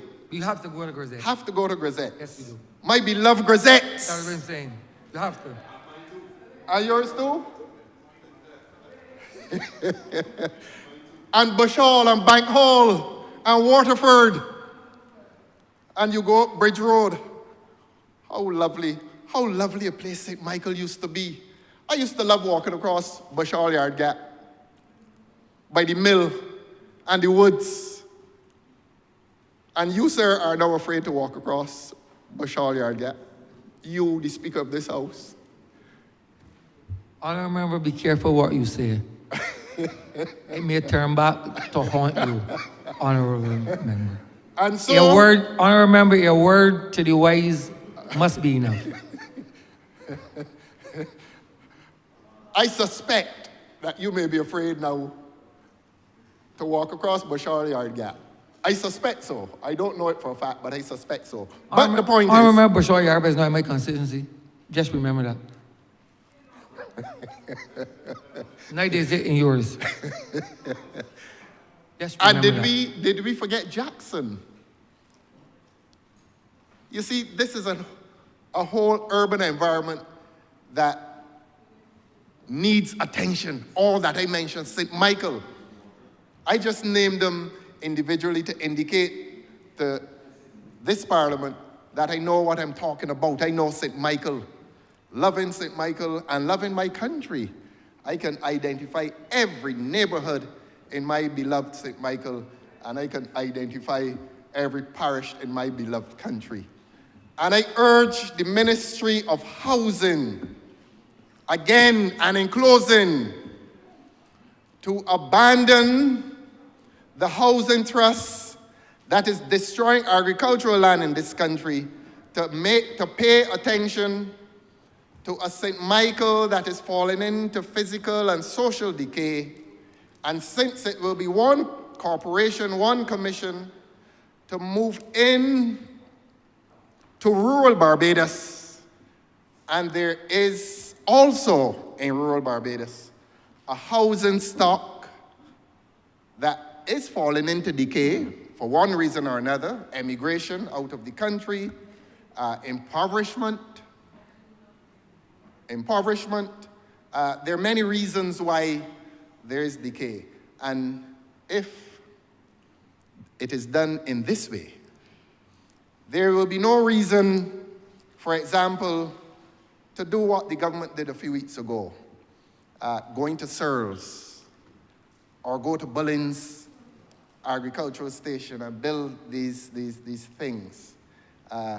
There's a lot of scope in the existing communities. What are we doing to these communities? This housing trust is neglecting these communities, and more than neglecting the communities, it is destroying the community life.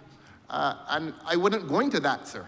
I wouldn't go into that, but the housing trust is neglecting the lived-in and established communities. We need to save them, and not only save them, but we need to beautify them in the way that they were made beautiful by those old carpenters of many years ago. They have departed. But let us honor their legacy. Let us understand that the word heritage is not a word reserved for the palaces and the kingdoms in this country, but that the word heritage has application to these village communities of which I spoke. A lot of heritage exists there as well. And I wanted to extend this because these things are all connected. I wanted to extend this to the Ministry of Tourism so that the Ministry of Tourism can say to the people coming off the ships and the people coming off the aircraft at Grantley Adams Airport that we can show you a Barbados that is peculiarly Barbadian, that we can take you into St. Michael, into many communities, and there's a rum shop right next to the church. And there are beautiful houses within that community. But have we started to do it? Perhaps we have started to do it. One of the criticisms I would make of the Commission's work in the past is that it did not respect architectural heritage. The houses look good, but they did not replicate past design. They did not replicate heritage. You and I know what they look like. The usual flat top, little veranda at the front. And that was it. The gable roof. Maybe it is more expensive, but there's a case for heritage in terms of the gable roof. And of course, you'd put the wall on the back, as was done before. But let us use this commission, this renewed commission, to renew our relationship with that proud heritage of the village community in Barbados, what it looked like, what it felt like, and the upstanding and outstanding citizens that it produced, and the peace that prevailed within these communities. So that is my plea to the government, that is my plea to the Prime Minister acting, and to seek to ensure that we do these necessary things. I will just close by reminding that one is always philosophically opposed to redundancies, especially when those redundancies may appear to be related to an IMF program. I'm just offering that by way of conjecture. And there are those of us who believe that there should be no casualties of an IMF program. People believe that there must be a casualty in an IMF program, that people must lose their jobs. And when you lose your job, you lose so much. You lose your family, you lose your livelihood, you lose the ability to feed yourself. Why must a program necessarily subject people to this plight? Can't there be some creative thought going into this thing? But if it has to be that way, I want this government to give assurance to those workers who will become terminated that they will be immediately re-employed under contracts for services. They would have lost their contract of service. I know in the past some of them were on secondment. The legislation obviously makes provision for those who had been on secondment to go back and not to lose their pension rights. But there are those who would have been full-time employees of that commission, young people who came on and spent perhaps the last 20 years in this commission. What happens to them? As I said, if they're casualties of an IMF program, please, please, please, not one of them. If one suffers permanent unemployment, that is one too many. And please give them the assurance that the commission will find it possible to put them under a contract for services with immediate effect, or at least until their severance pay manages to tide them over. That was the language of the law. The language of the law was that severance payment, redundancy payment, was a payment intended to tide you over until you found future employment. So that is the request of the opposition, that no one should become a real and permanent casualty of this fusion of two agencies. And if they become a casualty of this fusion of two agencies, give them the assurance that they will not suffer permanent unemployment. So that, Your Honor, those are my broad submissions. Again, and I'm saying this to emphasize the point, this bill, the passage of this bill described by the Prime Minister acting as historic, if it is to be historic, make it so historic by now interrupting the trajectory of new housing in Barbados. Stop, cease and desist from destroying the agricultural land in this country. I spoke about the urban, about the rural. These housing developments on agricultural land, there's something incongruous about it. Because we cannot genuinely describe our environment as having an urban-rural dichotomy if we destroy the rural character of Barbados by planting these unattractive conurbations of concrete on agricultural lands. There's something incongruous about it. There's something vulgar about it. There's something very ugly about it. And I insist that the Housing Trust, outside of the mandate of these two commissions, which will become one, I insist that that trust is destroying Barbadian heritage in a very real way, So as I've recommended and prescribed for urban Barbados, so also do I recommend and prescribe for rural Barbados, that the commission rebuilds the villages, the rural villages in Barbados. They're small. You're driving through the country and you drive for a mile, one sprouts. That is to say a village. And you drive another mile, mile and a half, another sprouts. So that the work in rural Barbados by this single commission may even be easier. Again, emigration to other countries, death of the householder, all of these factors have caused the degeneration and indeed the disappearance of the village. It will be easier, I suspect, in rural Barbados from St. Lucie to St. Philip, and perhaps more so St. Lucie than St. Philip. St. Philip has been more energetic and active, but St. Lucie, and you come around the east and to Central St. Thomas and so on, and St. George, there are these little villages that sprout amidst agricultural Barbados. I urge the government to revisit those villages and to rebuild the villages on the lands. And those villages were built on the lands because those lands were characterized and described as rablands. In other words, it was a rock face protruding above the earth, and the earth that surrounded it was good agricultural earth. Please, government, please preserve that. And please rebuild the villages on their existing lands.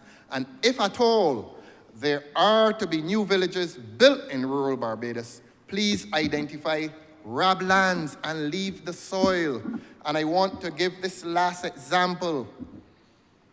The Pool Land Project is a tragedy, you know, it is a tragedy. That Pool Land Project, abandoned as it is, there used to be sweet potatoes grown there. That was very, very good agricultural land. And that is an example of the tragedy that has been the Modern Housing Trust under the current government. I would ask for a cessation of that initiative. I would ask for a cessation of that trust and to leave the agricultural lands in agriculture, particularly in a global environment in which there's a tariffs war going on. And the trade specialists would remind this government and tell this government that that trade war that is going on is going to cause an increase in the price of food to this country. So you see, sir, all these things are related. So your housing trust must be rational. Your houses must not go on agricultural lands. Your houses under a fused commission, Rural and Urban Development Commission, must focus on the existing villages, must focus on rablands that may be available, and to please leave the agricultural lands alone in an environment in which a food crisis is looming for this country, in an environment in which a food crisis, the early part of a food crisis, is manifesting itself in the shortage and or the unavailability of staple food products. I'm not going to stand here and name all of them today. I'm not going to go back to that. But your housing, and that is why this discussion is so important. Our housing must not destroy our food prospects. Our housing must not destroy our food production projects. It must not. The two must continue to harmonize in the way that they harmonized before, because our young people, there's a group of young people in this country that probably do not know that we could eat sweet potato 3-4 days a week when we were growing up. How many households now can eat sweet potato 3-4 days a week? While we condemn our children to the fast food. Housing is related, therefore, to agriculture. And the point I make again is that we must not allow housing to destroy agriculture. And there's a way for housing not to destroy agriculture. I make this point for the 5th or 6th time. The way to do that is to pay attention to our existing stock, to pay attention to our existing villages, and to rebuild those existing villages, whether rural or urban, tastefully. and to give honor to the heritage and the skills and the craftsmanship of the old men who built those villages. Your Honor, need I make that point a seventh time? I don't think I need to. I just want the government to appreciate that the legislation, which involves the fusing, according to the reasons advanced by the Honourable Prime Minister acting, there's some merit in that, except that we remain philosophically opposed to redundancies pursuant to an IMF program, and if contracts for services will solve that problem, then we can say, well done. But we wait for that to happen. Let, therefore, this new trust, in the words of the Honourable Member for Christchurch West, realize itself in streamlining and improved efficiency, better resource management, better coordination and support. There's a lot to be done. Let us see that work being done within the villages and the communities of Barbados. We, on this side, both in this place and the other place, do not wish to live in a Barbados in which the housing trust is not beginning among the existing neighborhoods of this country. There's a lot of scope there. Your Honor, I've repeated that often enough, and I'm grateful for the time that you've given me. I'm obliged to you, sir. Honourable Member for St. George South. A pleasant good morning to you, Mr. Speaker, members of this chamber, those who are here as guests, members of staff. It's indeed a week where most persons show love. At least some people. A week of love. And Mr. Speaker, I not plan to speak in this debate. But I just heard from the member for Christchurch. Yes. Christchurch South. I nearly forgot that, Mr. Speaker, because I heard the member don't spend time in Christchurch South anymore. So that is going away from my memory, Christchurch South. But I decided to bring some clarity to some comments that were made by the honourable member, which has clearly displayed his lack of knowledge for housing in this country. And not only a lack of knowledge for housing, but a lack of knowledge for programs that were started by this government and programs that were indeed terminated by the administration that the honourable member for Christchurch South leads at this stage. And it would do him well when he comes to this chamber, instead of repeating the same thing over and over and over and over every 2 minutes, a speech that I figure could have been done, member for St. Michael South, in about half an hour. He continues to repeat this thing about agriculture and housing. And he's making himself look so silly, Mr. Speaker, the member for Christchurch South. He's making himself look so silly. Because when you continue to say that we are taking lands, agricultural lands, and turning it into housing, I would like the member to take his memory back to the years 2008 to 2018. Indeed, in the constituency that I represent, and I mentioned this in this chamber, but I am not going to be as repetitive as the member for Christchurch South. But as you journey from Boarded Hall Police Station, going east, heading to St. Philip West, you have to stop in St. George South in a place called Valley Vista in Boarded Hall. And that was about some 4 to 5 acres of land, Mr. Speaker. Agricultural land. The honourable member talked about potatoes. But my dear mother and father, they're still alive, bless them, took me to Boarded Hall, Lower Graves area to be exact, to dig potatoes, sweet potatoes 1 year. And they took me another year to dig yams. And Mr. Speaker, in 2009, the Democratic Labour Party took up 4 to 5 acres of land, and they turned it into a housing estate, Mr. Speaker. Turn it into a housing estate.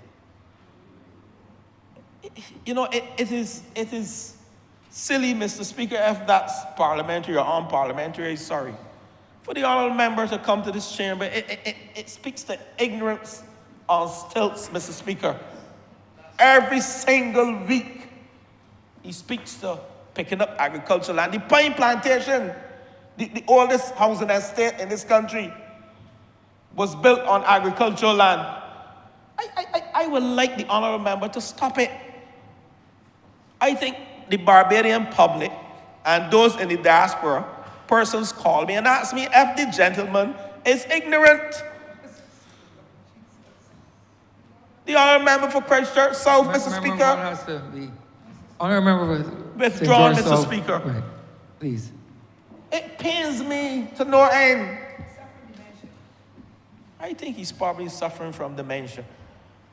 But Mr. Speaker, let me congratulate the honourable member for Christchurch West for piloting this bill. Call it historic. But it's part of our thrust of deconstructing and reconstructing outmoded systems, legislation, policies, and bringing us in modern day, fit for purpose. And this is what this bill is. And I want to congratulate you, member for Christchurch. That's not only you, but your team at both the urban and rural, and those other public officers within the Ministry of the Public Service and those who assisted, Chief Parliamentary Council. I want to congratulate them on this piece of legislation that seeks to deconstruct and reconstruct. Now, Mr. Speaker, I wouldn't be long. I just rose to bring clarity to urban renewal for the member for Christchurch West, Christchurch South, and for the public. And for you, Mr. Speaker, you of all people, you know about urban renewal. You know about urban renewal. And I want to start with the notion that we are not doing anything within the urban corridor. The honourable member spoke about a number of projects, and need to say that urban renewal is just not about housing. It's just not about housing. The honourable member seems to think that urban renewal is about housing. But what we did at the Bridgetown bus terminal on the eastern side, the marketplace, that's all about urban renewal. That is giving the ordinary man the opportunity to play a trade within the environs of the city. And what is happening at Brandon's and Spring Garden, that's Brandon's. The market, Brandon's Market and Recreational Facility, to construct the landscape recreational area on the Brandon's playing field. These are some of the areas that the honourable member missed in the presentation. The Constitutional River, the flooding we stop at Murphy's Pasture, that's all part of urban renewal. But Mr. Speaker,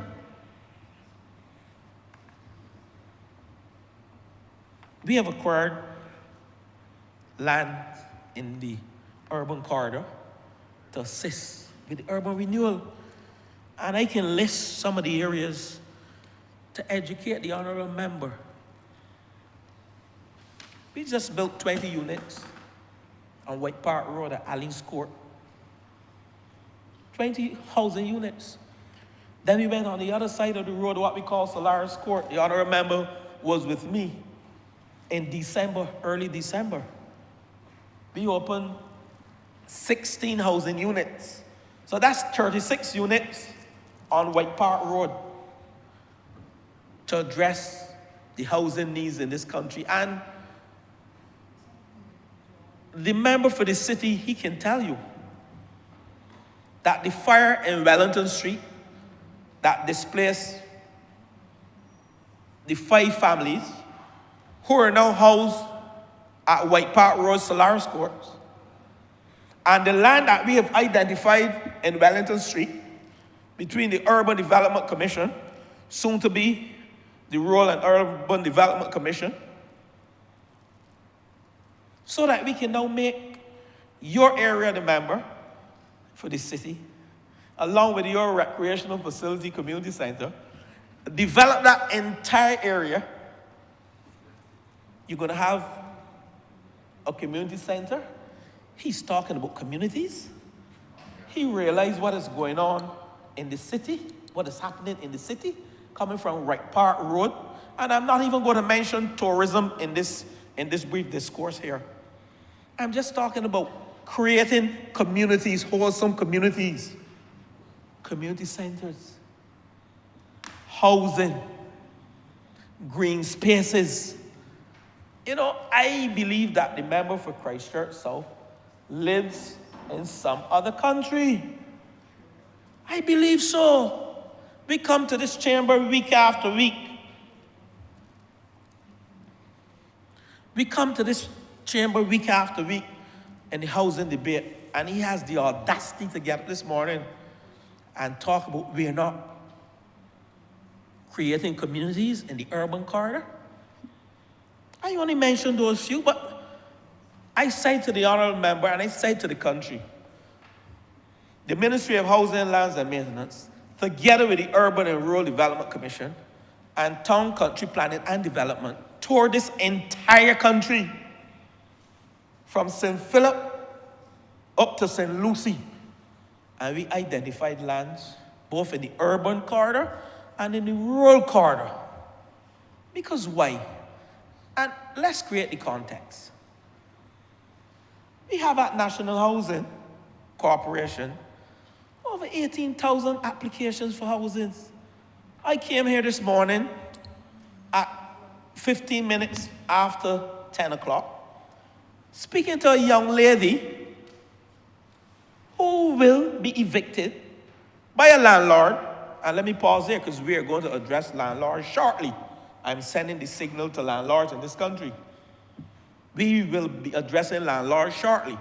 So those landlords who are carrying out unscrupulous practices and trying to take advantage of the ordinary citizens in this country, charging astronomical rents and the living conditions, while I may not be able to tell you how much to charge, but the conditions, the living conditions, we can address that, and we will.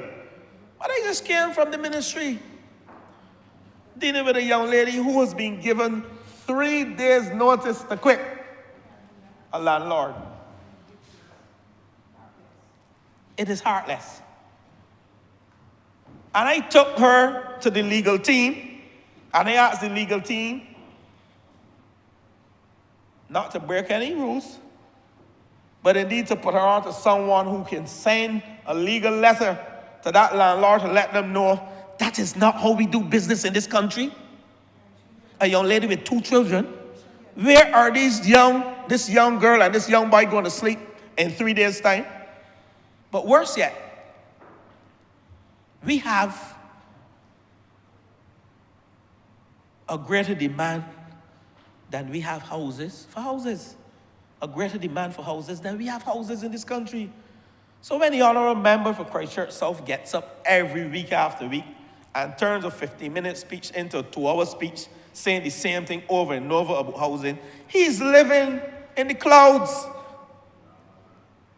His thinking, his whole mindset, and I'm surprised for an intelligent man, well-schooled, to make such comments that are clearly outside of the scope of what this country needs, just to be an opposition. Just to be an opposition. We were the opposition in this country. And when we made comments in this chamber, we didn't only make comments, we came with solutions. We offered the government of the day then the opportunity to endorse, analyze, and if they wanted to, act on recommendations from us as an opposition. We don't get anything edifying from the gentleman who represents Christchurch South. It's all criticism, and he said that he's here to criticize. He said that in this chamber. He is only here to criticize the government. No, he made one good point. And I give credit where credit is due. The honourable member said that we need to maintain in some areas the Bajan vernacular with housing. I support that. But that came from over here. Because what the honourable member failed to tell the chamber and tell the country, that under the former Minister of Housing, we had a competition with the architects in this country to come up with designs for housing. And they did that, respecting the Bajan vernacular. So he's not bringing any new ideas to this chamber. He's repeating what he heard over the site. So I rose really to bring clarity to these issues. It's a good point that he raised, but he didn't go on to say, well, the government, while I was over there, came up with these ideas. So I'm letting you all know in this country that the Ministry of Housing, under the leadership of the member for Christchurch West, engaged in that level of analysis, discussion with the private sector, the architect, and we came up with house designs that we will employ across the length and breadth of this country. But I want to pose a question to the honourable member for Christchurch South. I want him to tell the country how many houses the Democratic Labour Party, the government of the day, built in rural Barbados between the years 2008 and 2018. I want him to tell the country that. Mr. Speaker, you would know me by now. I don't speak in a vacuum, Mr. Speaker. I don't rise in this chamber every day. But when I rise in this chamber to speak, I have facts. I have facts.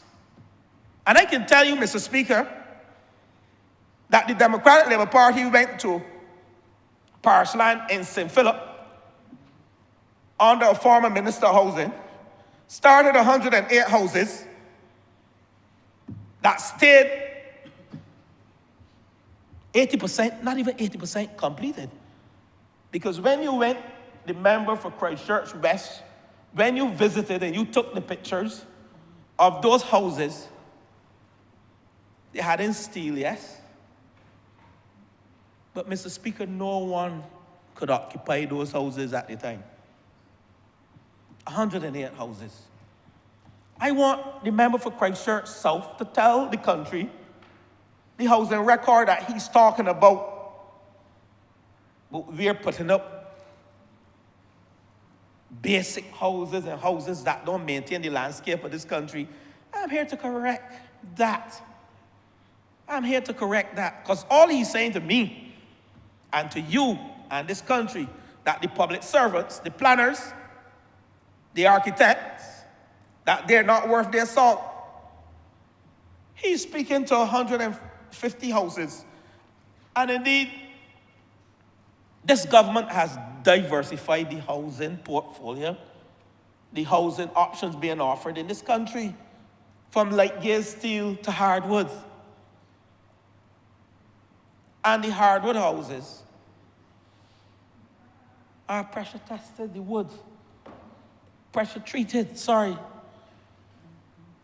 They're pressure treated. It is excellent wood. The normal plywood,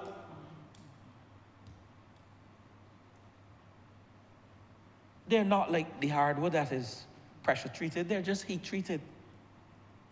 The normal pine, sorry, they're just heat treatment. I don't want to get into the technical details here. That's not the debate. The debate is about urban renewal and the bill that was passed in this chamber. But I cannot allow these things to be said day in and day out in this country. Because, you know what? When you light a match and it catches a little grass and someone throws fuel on it, it spreads. We have to correct all these frivolous and untruths that come from the mouth of the member for Christchurch South. He knows nothing about housing. Housing is not law. He knows nothing about housing. He proves to me day in and day out, and he has someone too who supports him, who sells burgers, who's good at holding facts, who's commenting on housing. He ain't even so good at holding facts either. He sells burgers and fries and these things. Stick to what you're good at. These guys are making a mess. When they comment on housing in this country, people are laughing. People are laughing. I'm not going to get into hope. I'm going to have my say in this chamber shortly on hope and on NHC and on the general policy proposals on housing. But Mr. Speaker, those 108 houses at Parish Land, the good member for Christchurch West, we came up with a plan. The acting Prime Minister. We are a team. What the honourable member fails to recognize, that this group is a team. We may not agree every day on everything, but it's a team. And I challenged the member because I told the honourable member, I am going to go back to the 108 houses. I'm going to spend 5 minutes to wrap up, Mr. Speaker. But I can tell you every single member in this chamber. We had 30, we have 29. And I'm going to go back when we had 30. 29 members when it was Minister of Commerce. They approached me like we approach each other in the various ministries to address matters. Minister of Sports, the same thing. I approached them, they approached me. Now, Minister of Housing, same thing, 29. But I can tell you that there was one member over here who has never yet approached me for anything in commerce, in sports, or in housing. He never even begged for a house for his constituency. Member for Christchurch South. Epheliadai. Not one. He cares nothing about the people. And he speaks to grisettes. I'm an Elton boy. You know what he forgot? Honourable member, Mr. Speaker, the Speaker had to remind him of grisettes. He called all the areas in St. Michael and he forgot where he grew up. The member for Christchurch South, he forgot where he grew up. And I spend more time in grisettes than that member. And if you go to grisettes now and ask the people in grisettes, if the elitists attend grisettes, they will tell you no. If he goes to grisettes, the elitists don't go. And I'm very serious, Mr. Speaker. The honourable member for Christchurch South hardly spends time in grisettes. He is elevated to the heights and the terraces. He comes to this chamber and says, I'm taking up land to give houses to poor people. And I understand why he said that. Because he ain't care about poor people. Yes, we are taking up land to give houses to poor people. He said that in this chamber. Mr. Speaker, I tell you when I get up in here, it don't be easy, you know. This member for Christchurch South, unlike you, the member for Christchurch East, he don't like poor people. The member for Christchurch South, I classified him as an elitist. And I ain't ready for him yet. I warming up for him because the time going to come where I can put on my red and my books and I'm going to be after him. Because he's an elitist, the member for Christchurch South. He cares nothing about poor people. He cares nothing about poor people, the member for Christchurch South. And I will repeat that 6 or 7 times, member for Christchurch East. We all care about poor people. When you can get up in this chamber, Mr.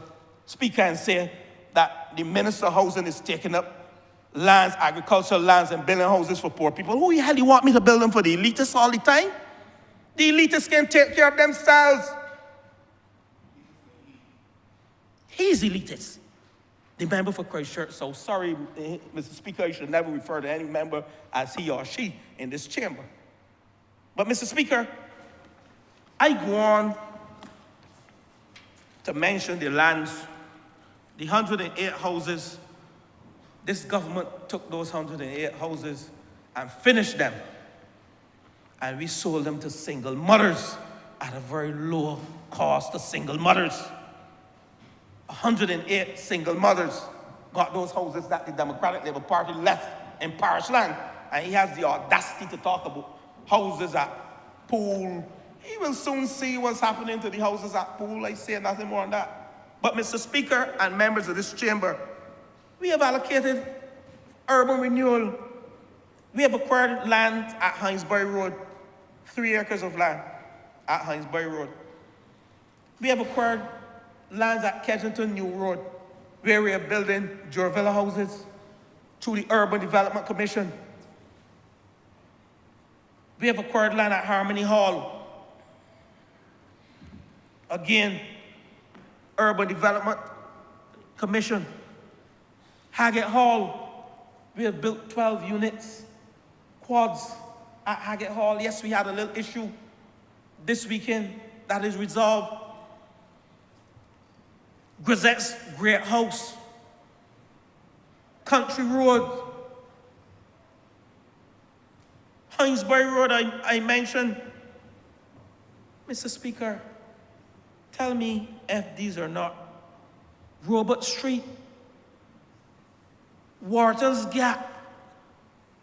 These are the urban corridors. And Mr. Speaker, Reese Road, he mentioned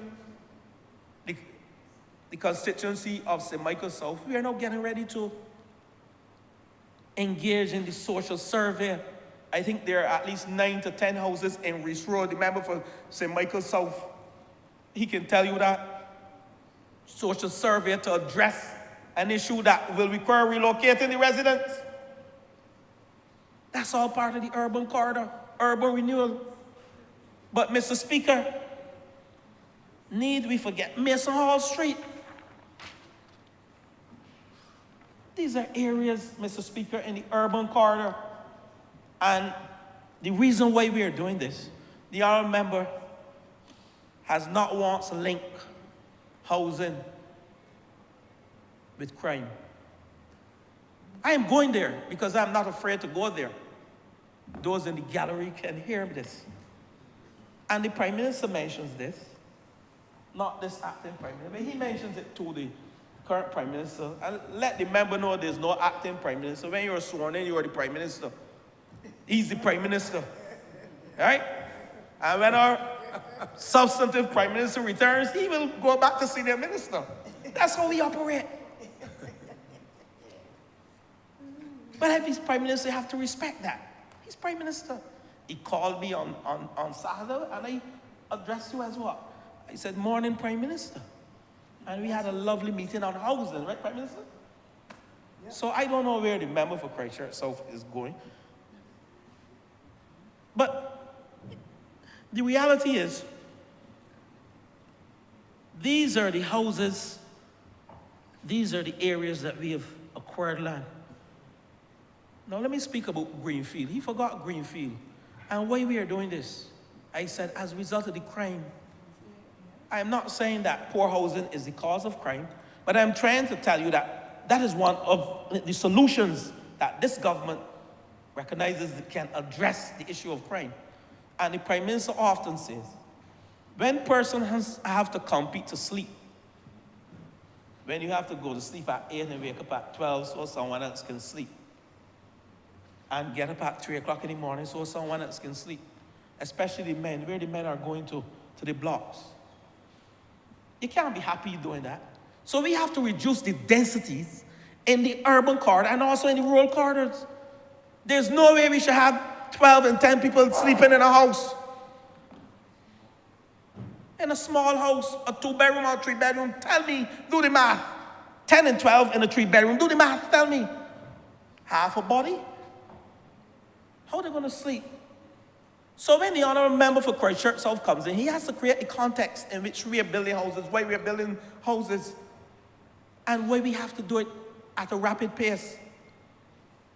And we are not throwing out through the window the Bajan vernacular in the way we built houses before. Their designs are urban and are rural and at national housing that will be utilized and are being utilized in this country to maintain the Bajan vernacular. But it's not in every case. If we want to build 10,000 houses over a 5-year period, we can do piecemeal, 6 houses here, 7 houses there. No, we have to go to modern designs. We have to build up because we don't have the land mass. And he's talking about taking up land. He wants us to build them on the sky or in the sky. Come on, pray tell me. But Mr. Speaker, greenfield regeneration. We have brought on a consultant to address the densities within greenfield. That's part of urban regeneration. And we are working with the Urban Development Commission, the soon-to-be Rural and Urban Development Commission, to address this housing issue. And in Wellington Street, these are things we sat with the Urban Development Commission, and we came up with a plan, as well as the member for the city. We sat and we came up with a plan. We have a consultant. We have started the social surveys, and we have back data. Persons go in the field, conduct the social surveys, and we have the data. And we are moving forward. But if the member, when he was over here, he was paying attention, because he hardly used to attend any meetings. He hardly used to come to this chamber. And then afraid to tell the public he was an absent member of this team. Hardly come now too. I'm going to wrap up. Mr. Speaker, he didn't want it. He don't want to hear me, so he will leave. The Democratic Labour Party,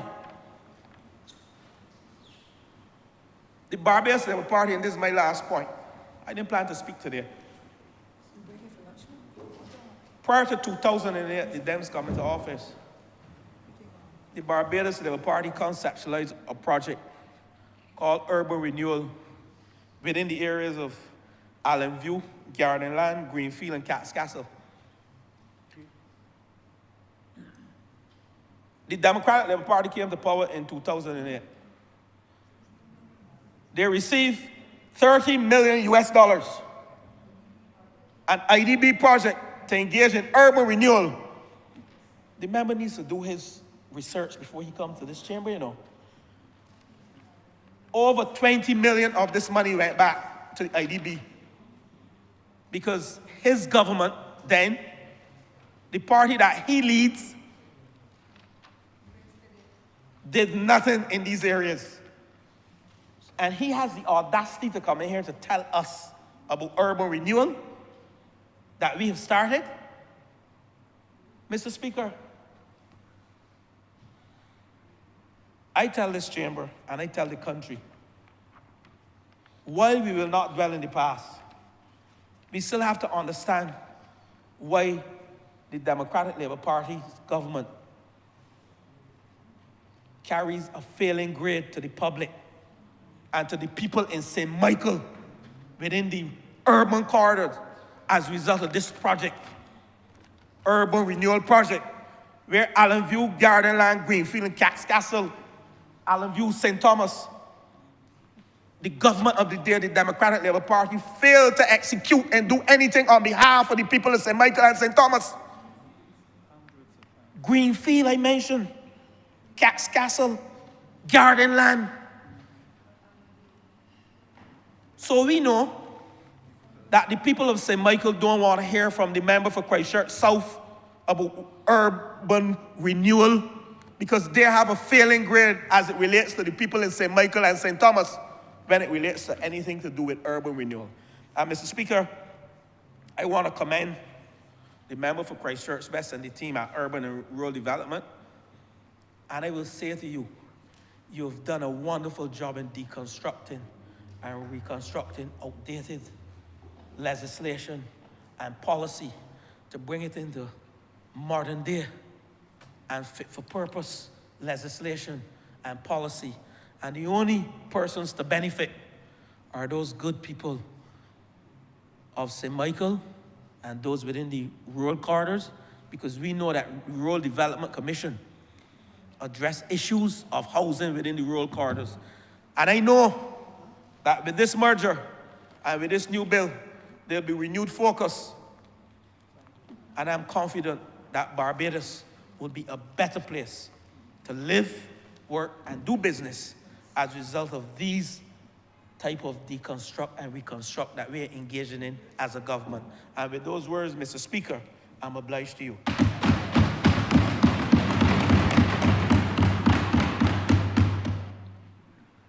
Honourable Member for Christchurch West. Mr. Speaker, I beg to move that we suspend this honourable chamber for lunch till 2:30 today. The question is that this honourable chamber be suspended until 2:30 p.m. All those honourable members in favour, please say aye. Those against, please say no. Meeting, the ayes have it. This honourable chamber stands suspended until 2:30 p.m.